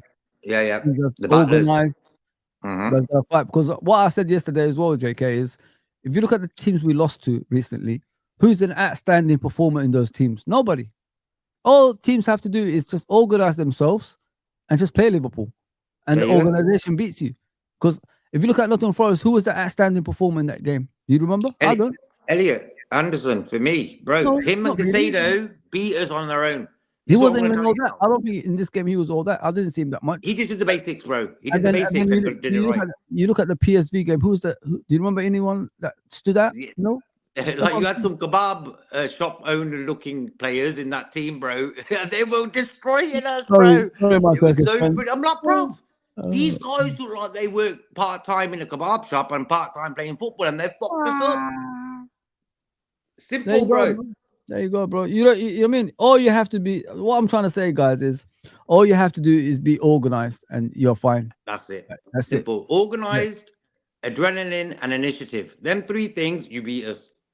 Guys, we could be in the mud by you know, Sunday. Like we could be in the mud, man. If these teams win, and we lose, call it a day, man. Call it a day, guys. Look, bro, I'm thinking about the future now quickly, about Champions League. Can you imagine next season Wirtz playing Europa League or Conference League? Wirtz they're all and part of the Isaac problem. and Big for up, me, it's good. Yeah. we need Champions League football for next season. That's just for me the bigger picture. Can we win it? We just lost 4-1 at home to PSV. And there's your answer. Oh man, what we did to Konate, we should have done that same with Trent. Yeah, that's why I said the club was also to blame for Trent's contract situation. Yeah, I agree with you, bro. Yeah, but how, bro? Because for me, the club offered him the vice captain role. Okay, probably gave him, like, he was getting a decent wage. For me, the Trent thing, no matter what you offered Trent, it didn't make no difference. That guy had to leave Liverpool because he was there since 25 years and he's lived it day in, day out. He needed a change. So it didn't matter what we offered him. We could have offered him $500,000, bro. He wouldn't have taken it. I'm telling you the truth. That Trent thing but the thing is, like, he knew, you know what's sad, guys? He knew when we gave him the captaincy that he was leaving already. That's the saddest thing about it. When we gave him the vice captaincy, he could have just said, no, I don't want to be vice captain. But he did the proper thing, you know what I mean? Yeah, that's a disgraceful thing, that, you know what I mean? But yeah, what are you saying, Tony? Slot has turned us into a truly worthless team. Under Klopp, we had a fight. We are ready for war. Yeah, you're spot on, bro. And it's sad to see that. It's sad to see that, bro. You know what, bro? I remember people wanting Klopp out, and I said, why are you trying to get Klopp out for? You know what I mean? There was enough of them. Yeah, I mean, and Henderson, bro. Get Henderson out, bro. Henderson was the glue with his mouth. He was for me, Henderson don't get the respect as a Liverpool player. Yeah. You know, Henderson, bro, he made Trent. Trent said it. He says, Henderson made me the player I am. He gave me the vocal encouragement, Henderson was the master at vocalism. And we're lacking that in the team, bro. McAllister, Szoboszlai, and Gravenberch. Out of them three, who's the vocal guy? There's nothing, bro. There's nothing, bro. There's nothing. There's no life in this team. Who's the guy? There's no life in this team, bro. This team is just, you know, they've left. Basically, their heads are gone, mate. There's no fight. Yeah. There's nothing. This is what I'm saying about the leadership of this team, guys. We've got a guy who owns a coffee shop in the Liverpool training ground, has coffee with these players. I'm thinking to myself, that's not leadership. I mean, like, what advice do you give them when you're not even doing stuff on the pitch yourself? And then you got a captain that's one of the boys. He's never going to be vocal. When do you ever see Van Dijk grabbing players and by the scruff of the neck and telling them off like Henderson used to and Milner used to? When did you ever see? Do you remember when Milner was shouting at Van Dijk at Old Trafford when he couldn't defend properly? Things like that. When does that happen? Well, do you remember when Henderson shouted at Alisson and Van Dijk and people were asking, why is he shouting at them? This is what you need. There you go. I'm going to tell you something, bro. I wish Henderson stayed. Look at him. We had Henderson this season. I'm just giving you an example here. He's been playing for Brentford every game. He's going to the World Cup, Henderson is. Remember this? He's going to the World Cup next year. There you go. And everyone wanted Henderson out. League. And for me, if we had Henderson in our team this season, bro, we'd be competing. I'm just telling you, one player can make a whole difference in that team right now. Yeah. And that's Henderson. And you could take the piss out of Henderson, whatever you fucking want. They beat us, Brentford did. They scored 3 goals against us, and Henderson was playing that game. And Henderson's some assists this season. Beauties, bro. Our midfield can't even get an assist. It's embarrassing, bro. Like, Arsenal and Chelsea are top of us in the league, man. Arsenal and Chelsea are top of the league. You know, look how quick that's turned around in a matter of months, guys. Not a year, in a matter of few months. Yeah, a fucking joke, man. We were 15 points in 5 games, 15 points. Not playing great, but we got the job done. And now we're here. Whoa, we're 12, bro. Wow. You could put a bet on last season when we were winning the league that next season in November, you lot are going to be 12. You would have raked it in. Like, come on, man. You'd have been a millionaire. Astaghfirullah, though. You'd have been a millionaire already, man. Yeah, it's beyond belief. Beyond belief. It's beyond belief. Playing Wi-Fi password. Oh my gosh. Make Robbo captain. I said that, bro. I said scrap all these experienced players. Just go with the young now, and you know, put Endo and Chiesa and Gomez in the team, and just make Robbo the captain. Let's move forward with that. That's what I said. Because what you got to lose? There's nothing to lose. At least they'll give you. At least these players will give you their all on the pitch. At least they'll give you something. You're looking at us right now. Thing is, We don't know where the goals are coming from. You don't know where the goals are coming from. You don't know. You know what the reason I say this, guys. Yeah, think about what I'm saying. Just let it process in your brain. Yeah, how often do we actually work the opposition goalkeepers? I'm talking about work, not a straight shot when they collect it. I'm talking about work them when they're making those, you know, dramatic saves and all that stuff, and you know, world class saves. Let me ask you a question, JK. Do you remember the goalkeeper, PSV's goalkeeper's name? I don't. There you go. No. Do you remember him being troubled? I don't. Never, bro. And I even forgot Szoboszlai scored in that game, bro. That's how bad we were. There you go. And I'm going to tell you something, bro. Nene Mamardashvili, not a great fan of his. Big lad. He's conceded about 30 goals. Yeah, no, actually, he's probably international and club football. He's conceded about 30, 40 goals this season, bro. He let 6 in against Turkey in the World Cup qualifiers. If that's Liverpool's goalkeeper the other day as well. Okay, if that's Liverpool's goalkeeper in the future, then I'll be worried. It's more like a ilk. I'm telling you about that, Keller. Yeah, it's more of an ilk of what's his name, like a millionaire. That's what it reminds me of. That kind of quality. Not Alisson quality. Not even close to Alisson's quality. He looks too small in that goal, guys. He's very deep. A lot I've noticed about him. He never comes out and narrows the angle as a goalkeeper, a top goalkeeper. He's not alert enough for me. Like for me, Alisson, he's on the halfway line sometimes, Alisson. Like you just know Alisson's going to be there. Like, you know, sometimes when the opposition's play the ball through, and you're not seeing the TV screen, and then boom, you expect the goalie to be already out the box collecting the ball. And he's fucking still there.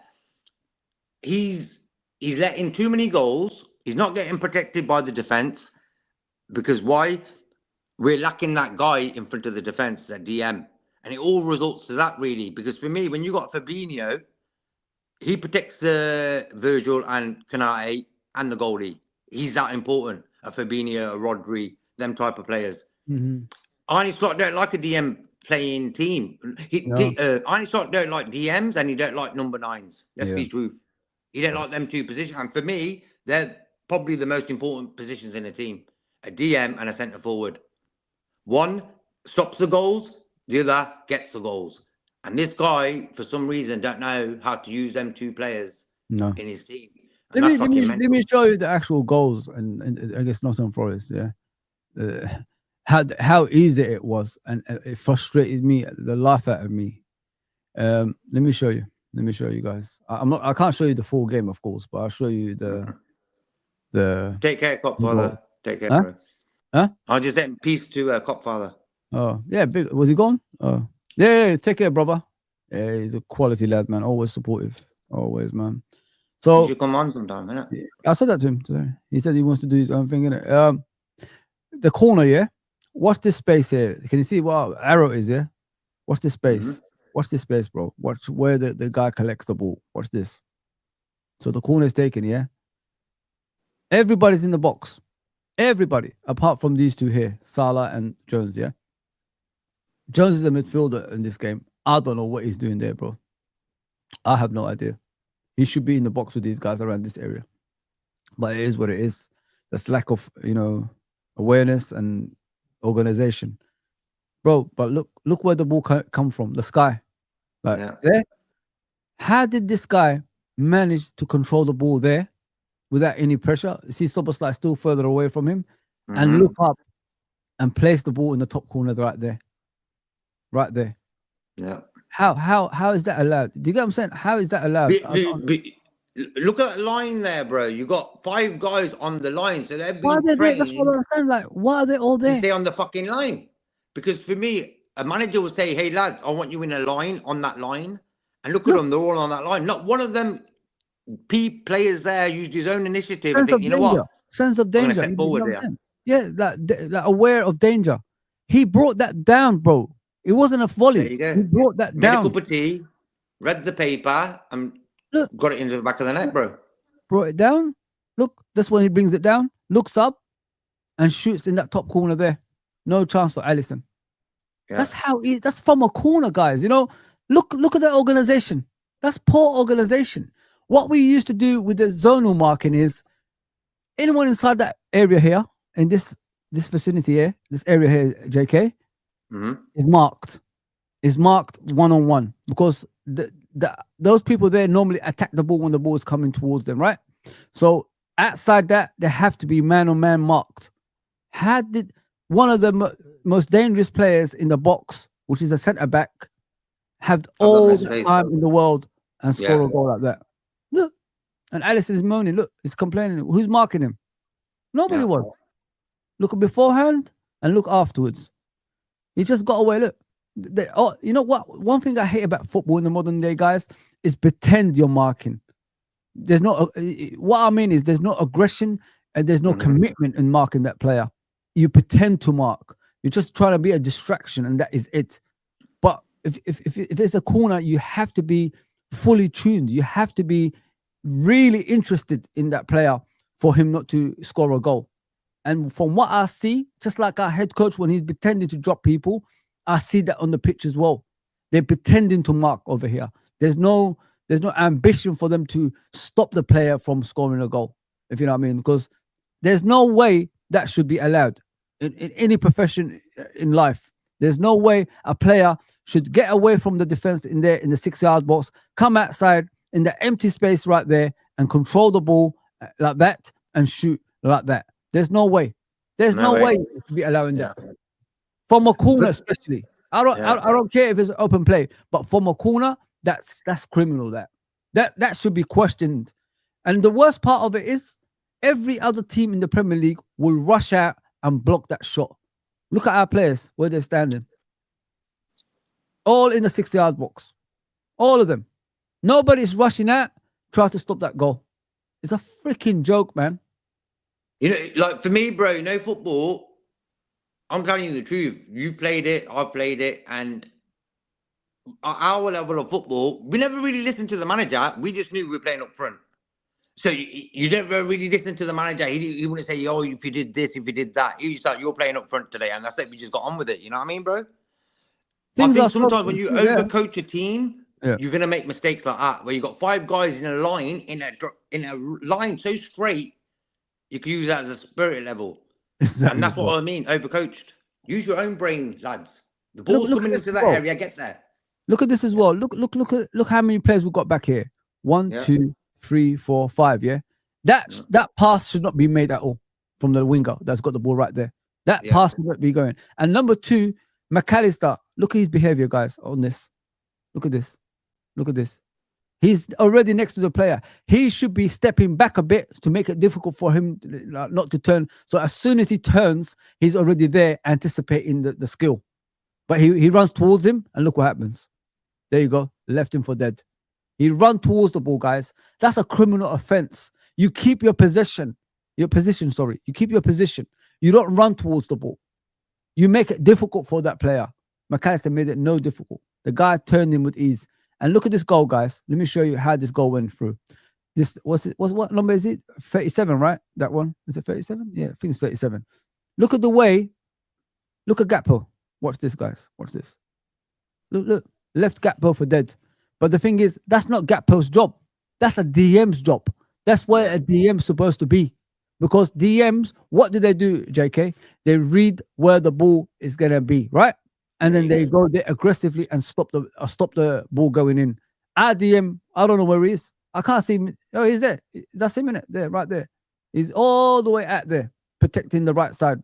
There's no point. Look at this. No point. What you doing out there, bro? Look how free the guy is. Our winger had to come from here over there to stop him. Where is the midfield? There's 3 midfielders. We have 3 midfielders. Where's one of them? Or a centre back. Or a centre back, bro. We've got 2 centre backs. They should be in that area, clearing that. The worst thing about all these goals, guys, is they are picking their spots. Every goal I've seen in this game, they are picking the spots to hit it, which means there's no pressure. Yeah, exactly. They're picking the spots where they want to score now. It ain't like, oh, if we get a goal, we're fucking lucky. No, no, no, no. Let's make it a bit better. I want to get it in that area. I want to get in that corner, you know? And they're picking spots, bro. Exactly that. And you only can pick spots when you've got so much time to do it.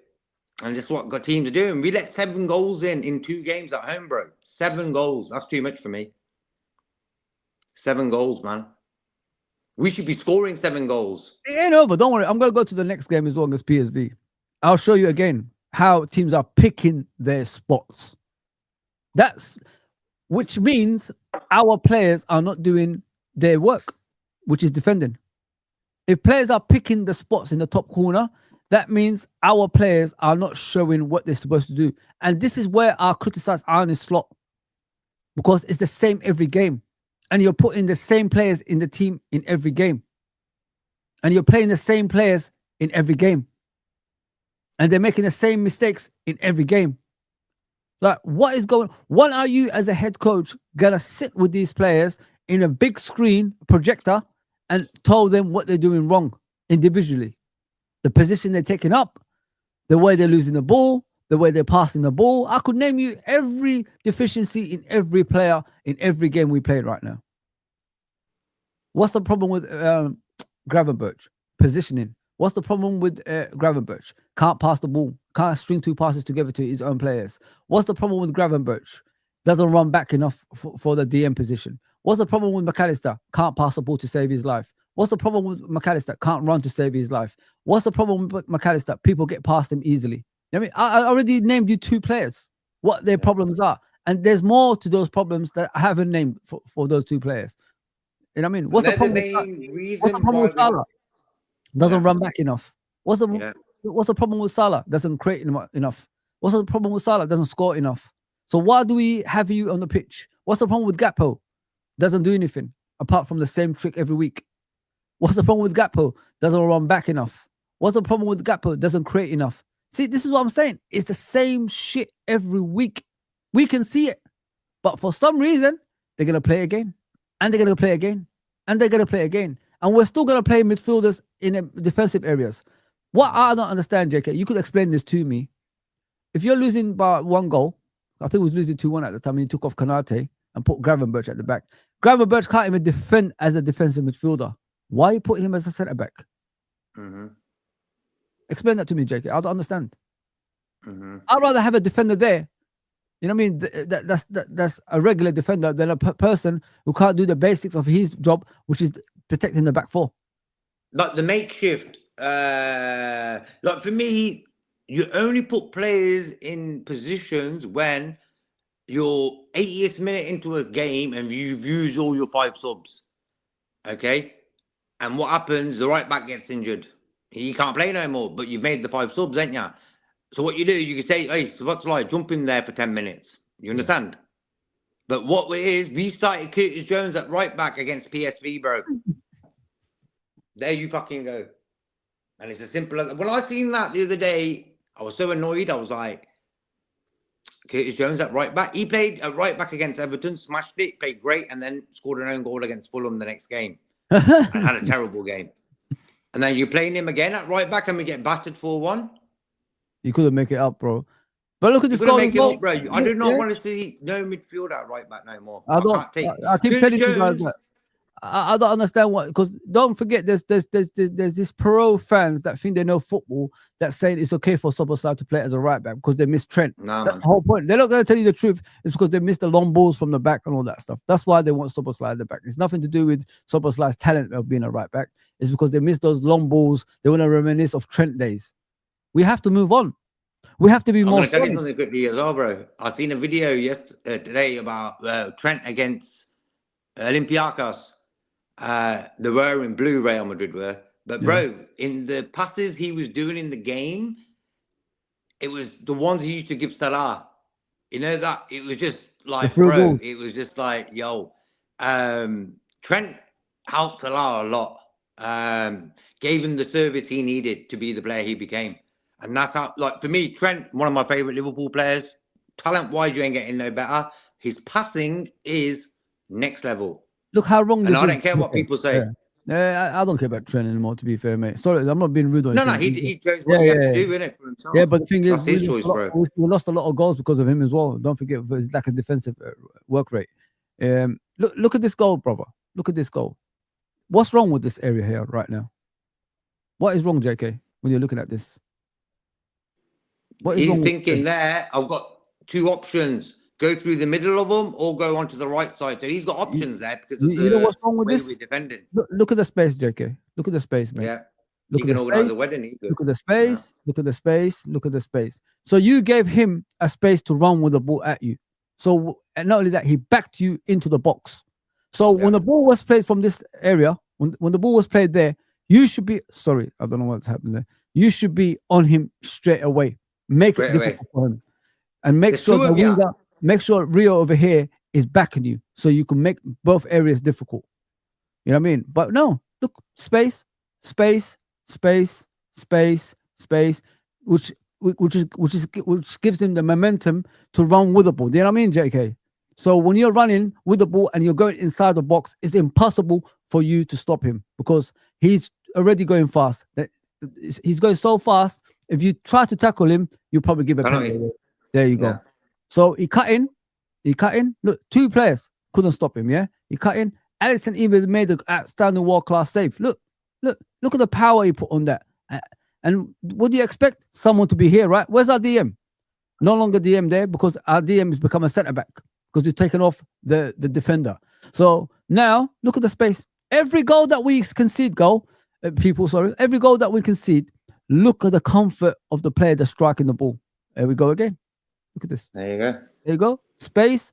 Nobody marking him. Nobody putting pressure on him. Gakpo realizes too late. Van Dijk decides to come out too late.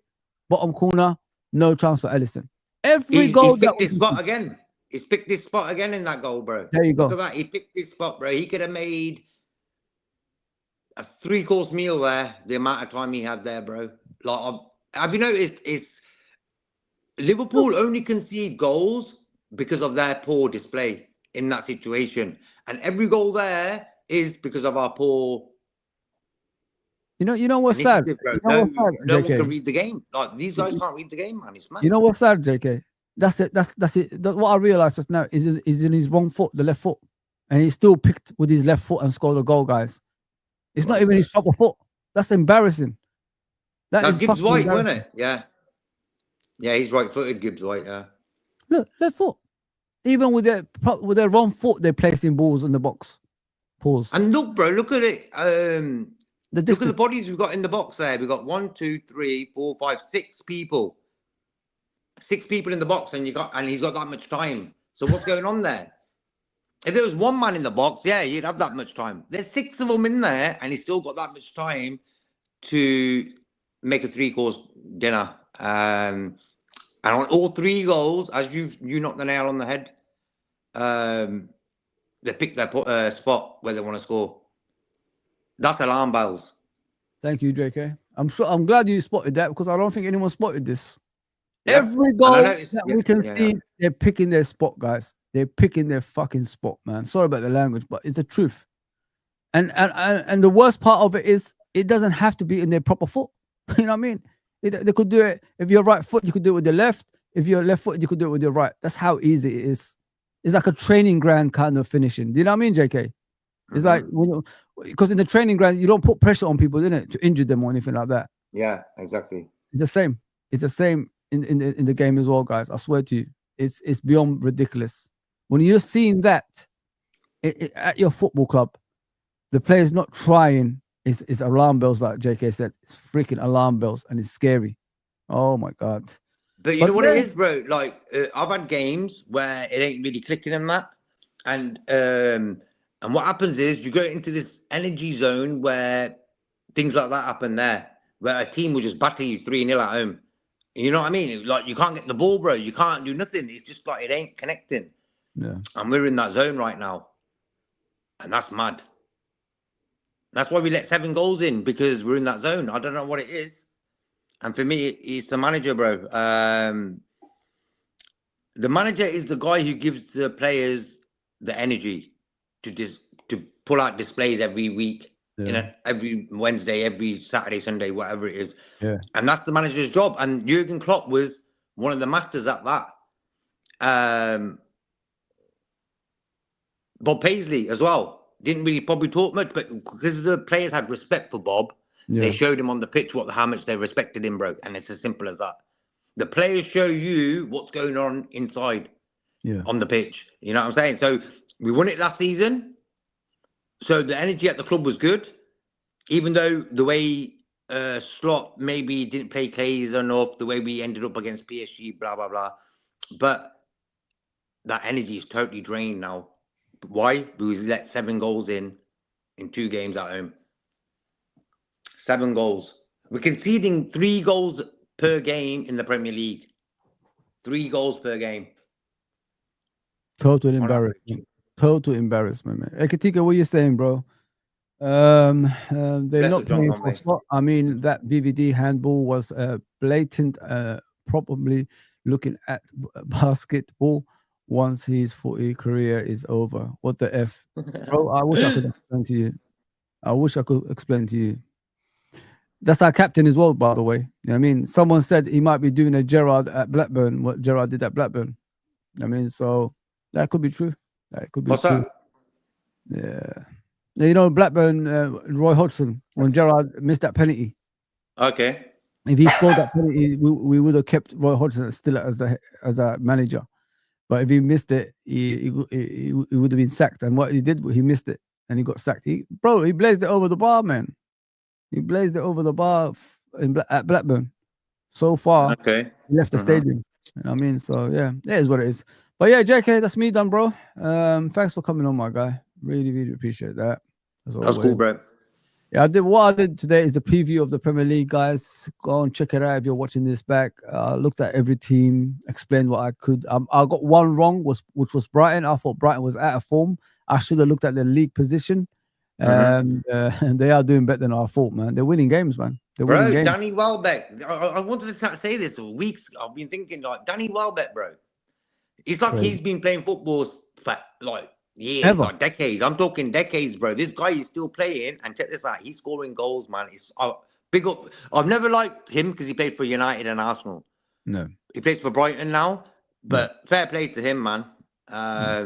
He was at United, and they sort of got rid of him, didn't they? They're like, yeah, go to Arsenal. I think he went to Arsenal then. Didn't smash it there. Now he's at Brighton, bro, and he's scoring goals, man. Fair play to him, man. What's the score prediction for the Liverpool game, bro? You want the truth or what I want? No, don't lie, man. Just I'm being truthful nowadays, man. I'm not gonna lie, man, anymore. You know when it's bad, when we're gonna score 2 or 3, and we're gonna get 0 for them. We're gonna get a clean sheet. So today I'm predicting it in a different way. That means we're in trouble, bro. So if I'm saying now it's 1 to worse than 4 for them, that means it's bad, bro. So what can I say? And they're on form as well. They are on form currently. You know what I mean? They're winning again. They were. Yeah, he's finally got the winning mentality back into that club as well. That's the scariest part of it. If you know what I mean? Like if they've got that winning mentality now. So Liverpool, if Liverpool don't work hard enough, they're more or less going to lose that game. If you know what I mean? It depends on the first goal as well. If they score the first goal, I've always said it, hit that red button, the remote. We'll never come back when we go to goal down. Even when we get equalizer, we're still going to lose that game. We did against PSV. Look what happened. We did in the previous games when we lost. Look what happened. And what it is now is Callum Wilson. He's their number 9 now. Bro. He's on fire, bro. And my brother did his wedding. Yeah, Callum Wilson. Yeah, and like for me, bro, I'm happy if he's playing and scoring. You know what I mean? Like. Football's an easy game. We've got Isaac and Ekitike, bro. We can't even create chances for them guys to score. Wilson's getting 2 goals last weekend. Come on, man. Are we that bad? Yeah, we're bad. That Danny Welbeck is scoring more goals than Ekitike and fucking Isaac. And someone said actually Danny Welbeck is better than what's his name? Salah, isn't it? Different positions, bro. You can't. It was a YouTuber said that once, and I said, "Wow, bro." Oh, come on. Got to be serious. At the end of the day, bro. Nobody will take you seriously. I always say this: Salah last season won us the Premier League, most goals, most assists. Danny Welbeck ain't gonna do that for you. Simple.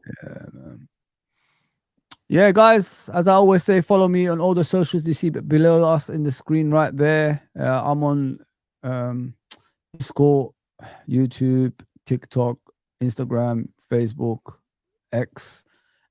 I'm not using obviously the Fozzy TV one, what was formerly known as LRFC, not yet, but I've got this one called Fozzy TV. Sorry, Fozzy 79. That's my personal account. If you want to reach out on that one, go on it. I'm gonna put the links down below eventually in the description. So yeah, but you're gonna see JK normally at Brian's channel, Irishman Brian, and you're gonna see him on 12 Man's channel. That's where you're gonna see JK if you want to listen to JK. I just got a quick question before we go, bro. The bigger picture, what would you like to happen? Like, bro, imagine, I'm just saying, we lose West Ham and he's gone. Like they've said, slots left. Who would you want to come in? And yeah, the bigger picture. So who would you want to come in that way of maybe interim until the end of the season sort of thing?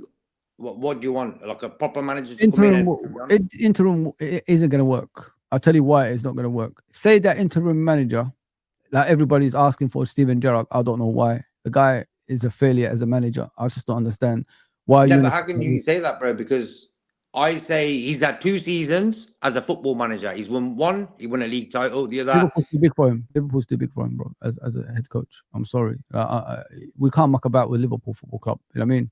I'd rather keep Arne Slot than get Steven Gerrard. To be fair, mate. Like I don't understand that thinking of Steven Gerrard as a head coach. Because listen, if he does well, they're gonna give him a contract. That's how it goes in this football. But it never lasts. Things like that. You know what I mean? And being in charge of Liverpool Football Club has killed a lot of legacies at Liverpool Football Club who were former players at Liverpool Football Club. Like, for example, Graham Souness. He was a great manager before Liverpool.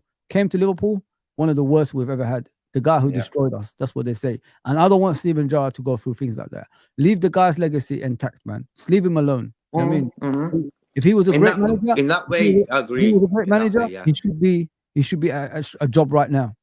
People should be tripping over to get to him if he was a great manager. Yeah, true. Don't put that guy in that predicament, man. If you care about that guy, you're only doing it for selfish reasons, from what I can see of our fan base. Look, bro, like imagine we're meeting Stevie later for a cup of tea and that, and we asked him, say, hey, bro, would you take it? It's my dream to be captain of Liverpool and one day the manager. And imagine that was his answer. Are you going to turn around and say to him, you know what, you ain't deserved it? Like, for me, I always say this in life. Football it's a free-spirited game. And I think the way Liverpool are right now, a vibe of Steven Gerrard just coming in, clearing up the mess. I disagree, mate, because Kenny Dalglish came in, and I was there. I went to the games of Kenny Dalglish, and I saw the fans turn on him eventually. If you could turn on Kenny Dalglish, what chance has Steven Gerrard got? There's no chance. That's why. That's why, bro. You know, with our football club, JK. Do you know why we're not sustainable? We're not winning things anymore because we're still sentimental FC. That's why we don't get out of this sentimentality for some reason, bro. I love Steven Gerrard as well as the next Liverpool fan. I've been here before Steven Gerrard. I've seen Liverpool go through the trenches for 30 years, nothing like coming back. I've seen Gerard Houllier get ill and he couldn't manage the team anymore. I've seen Roy Evans, the players that he had taking the piss out of him. I've seen Graham Souness trying to change things too quickly and then he messed up. This is a mirror image. The current situation we're facing is so mirror image of Graham Souness. It's unreal, guys. You know what I mean? He's won a cup. Not the Premier League, but he's won a cup. But he tried to change things too quickly, and look what happened to him. 30 years later, we still didn't do anything. The same thing, Arne Slot tried to change things too quickly. From Jurgen, he wants to get rid of the Jurgen identity and try to bring his identity into the team. Doesn't work. You know what I mean? He should have just taken time to get his identity through to the team, but he hasn't chosen that. But as I said, guys, like, stop this with the former players, man, and be a Liverpool fan. We need to get a manager. Forget about the interim. Because as soon as the interim happens, that head coach does well, they're going to give him a contract, and all of a sudden things are going to go pear-shaped, and we're going to wait another 5 years to restart again. I don't want to be. We're in a situation right now. All this club needs is someone that can win, that can get you to the next destination. You know what I mean? Not interim, a permanent one. that's there for the future as well. That's what we need, and this is what we should be looking for. Thing is, there's no one there really. Yeah, but Like, listen, who can you really do that? then keep it. I don't care. You know what I mean? We put ourselves in this predicament. You know what I mean? It could only, if we're gonna go for an interim manager, it could only get worse. It could only get worse, guys. If you know what I mean. So the thing is with Slot, bro, I watched every game, you know that, and I can't take this first, second gear football no more. I know what you mean, bro. I know what you mean. So it don't matter if we got a DM in the summer, in the January window with a centre back. It ain't gonna make no difference because why? We're still gonna play first, second gear, and that's the manager's.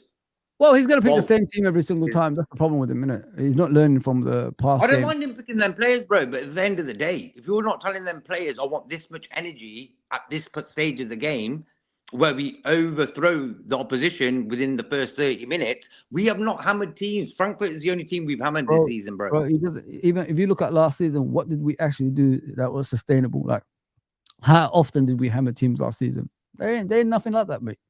He hasn't got that kind of too conservative. Yeah. He's too.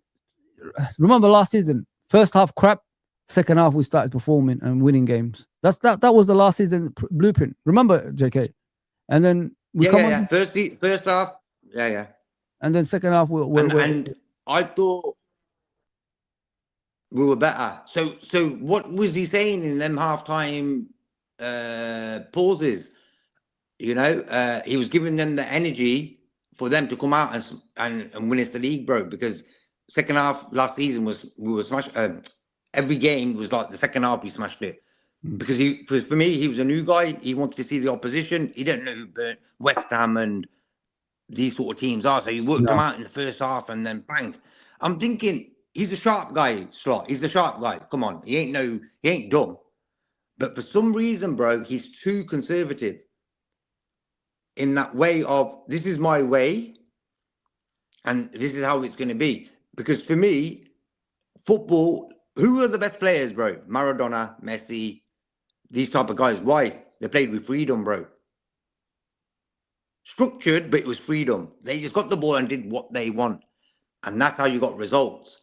This guy has got the talent in the team for players not to be told of what to do. Because for me, Gakpo and Salah, bro, they're wingers who want goals. They're not wingers who want to set up goals. And it's as simple as that. So for me, Slot can't work out in his head thinking, okay, PSV at home, you know what I'm going to do? I'm going to play Ekitike, Isaac up top. I'm going to bring Salah off the right into the middle behind him. We're going to play like this today. I don't give a damn. I'm going to try it. We're too honest, bro. We're too honest. You know what the problem with Arne Slot is? You probably agree with me with this one.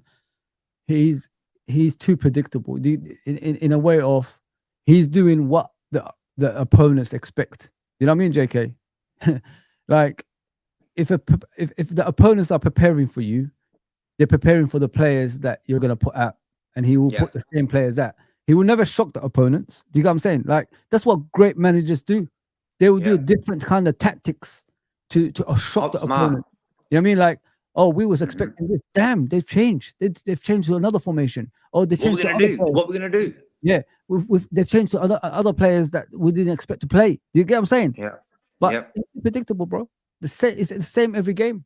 You know what I mean? Go and play 4-2-1-3. Just go play that. That's all we do every single game, and it's never gonna change with him.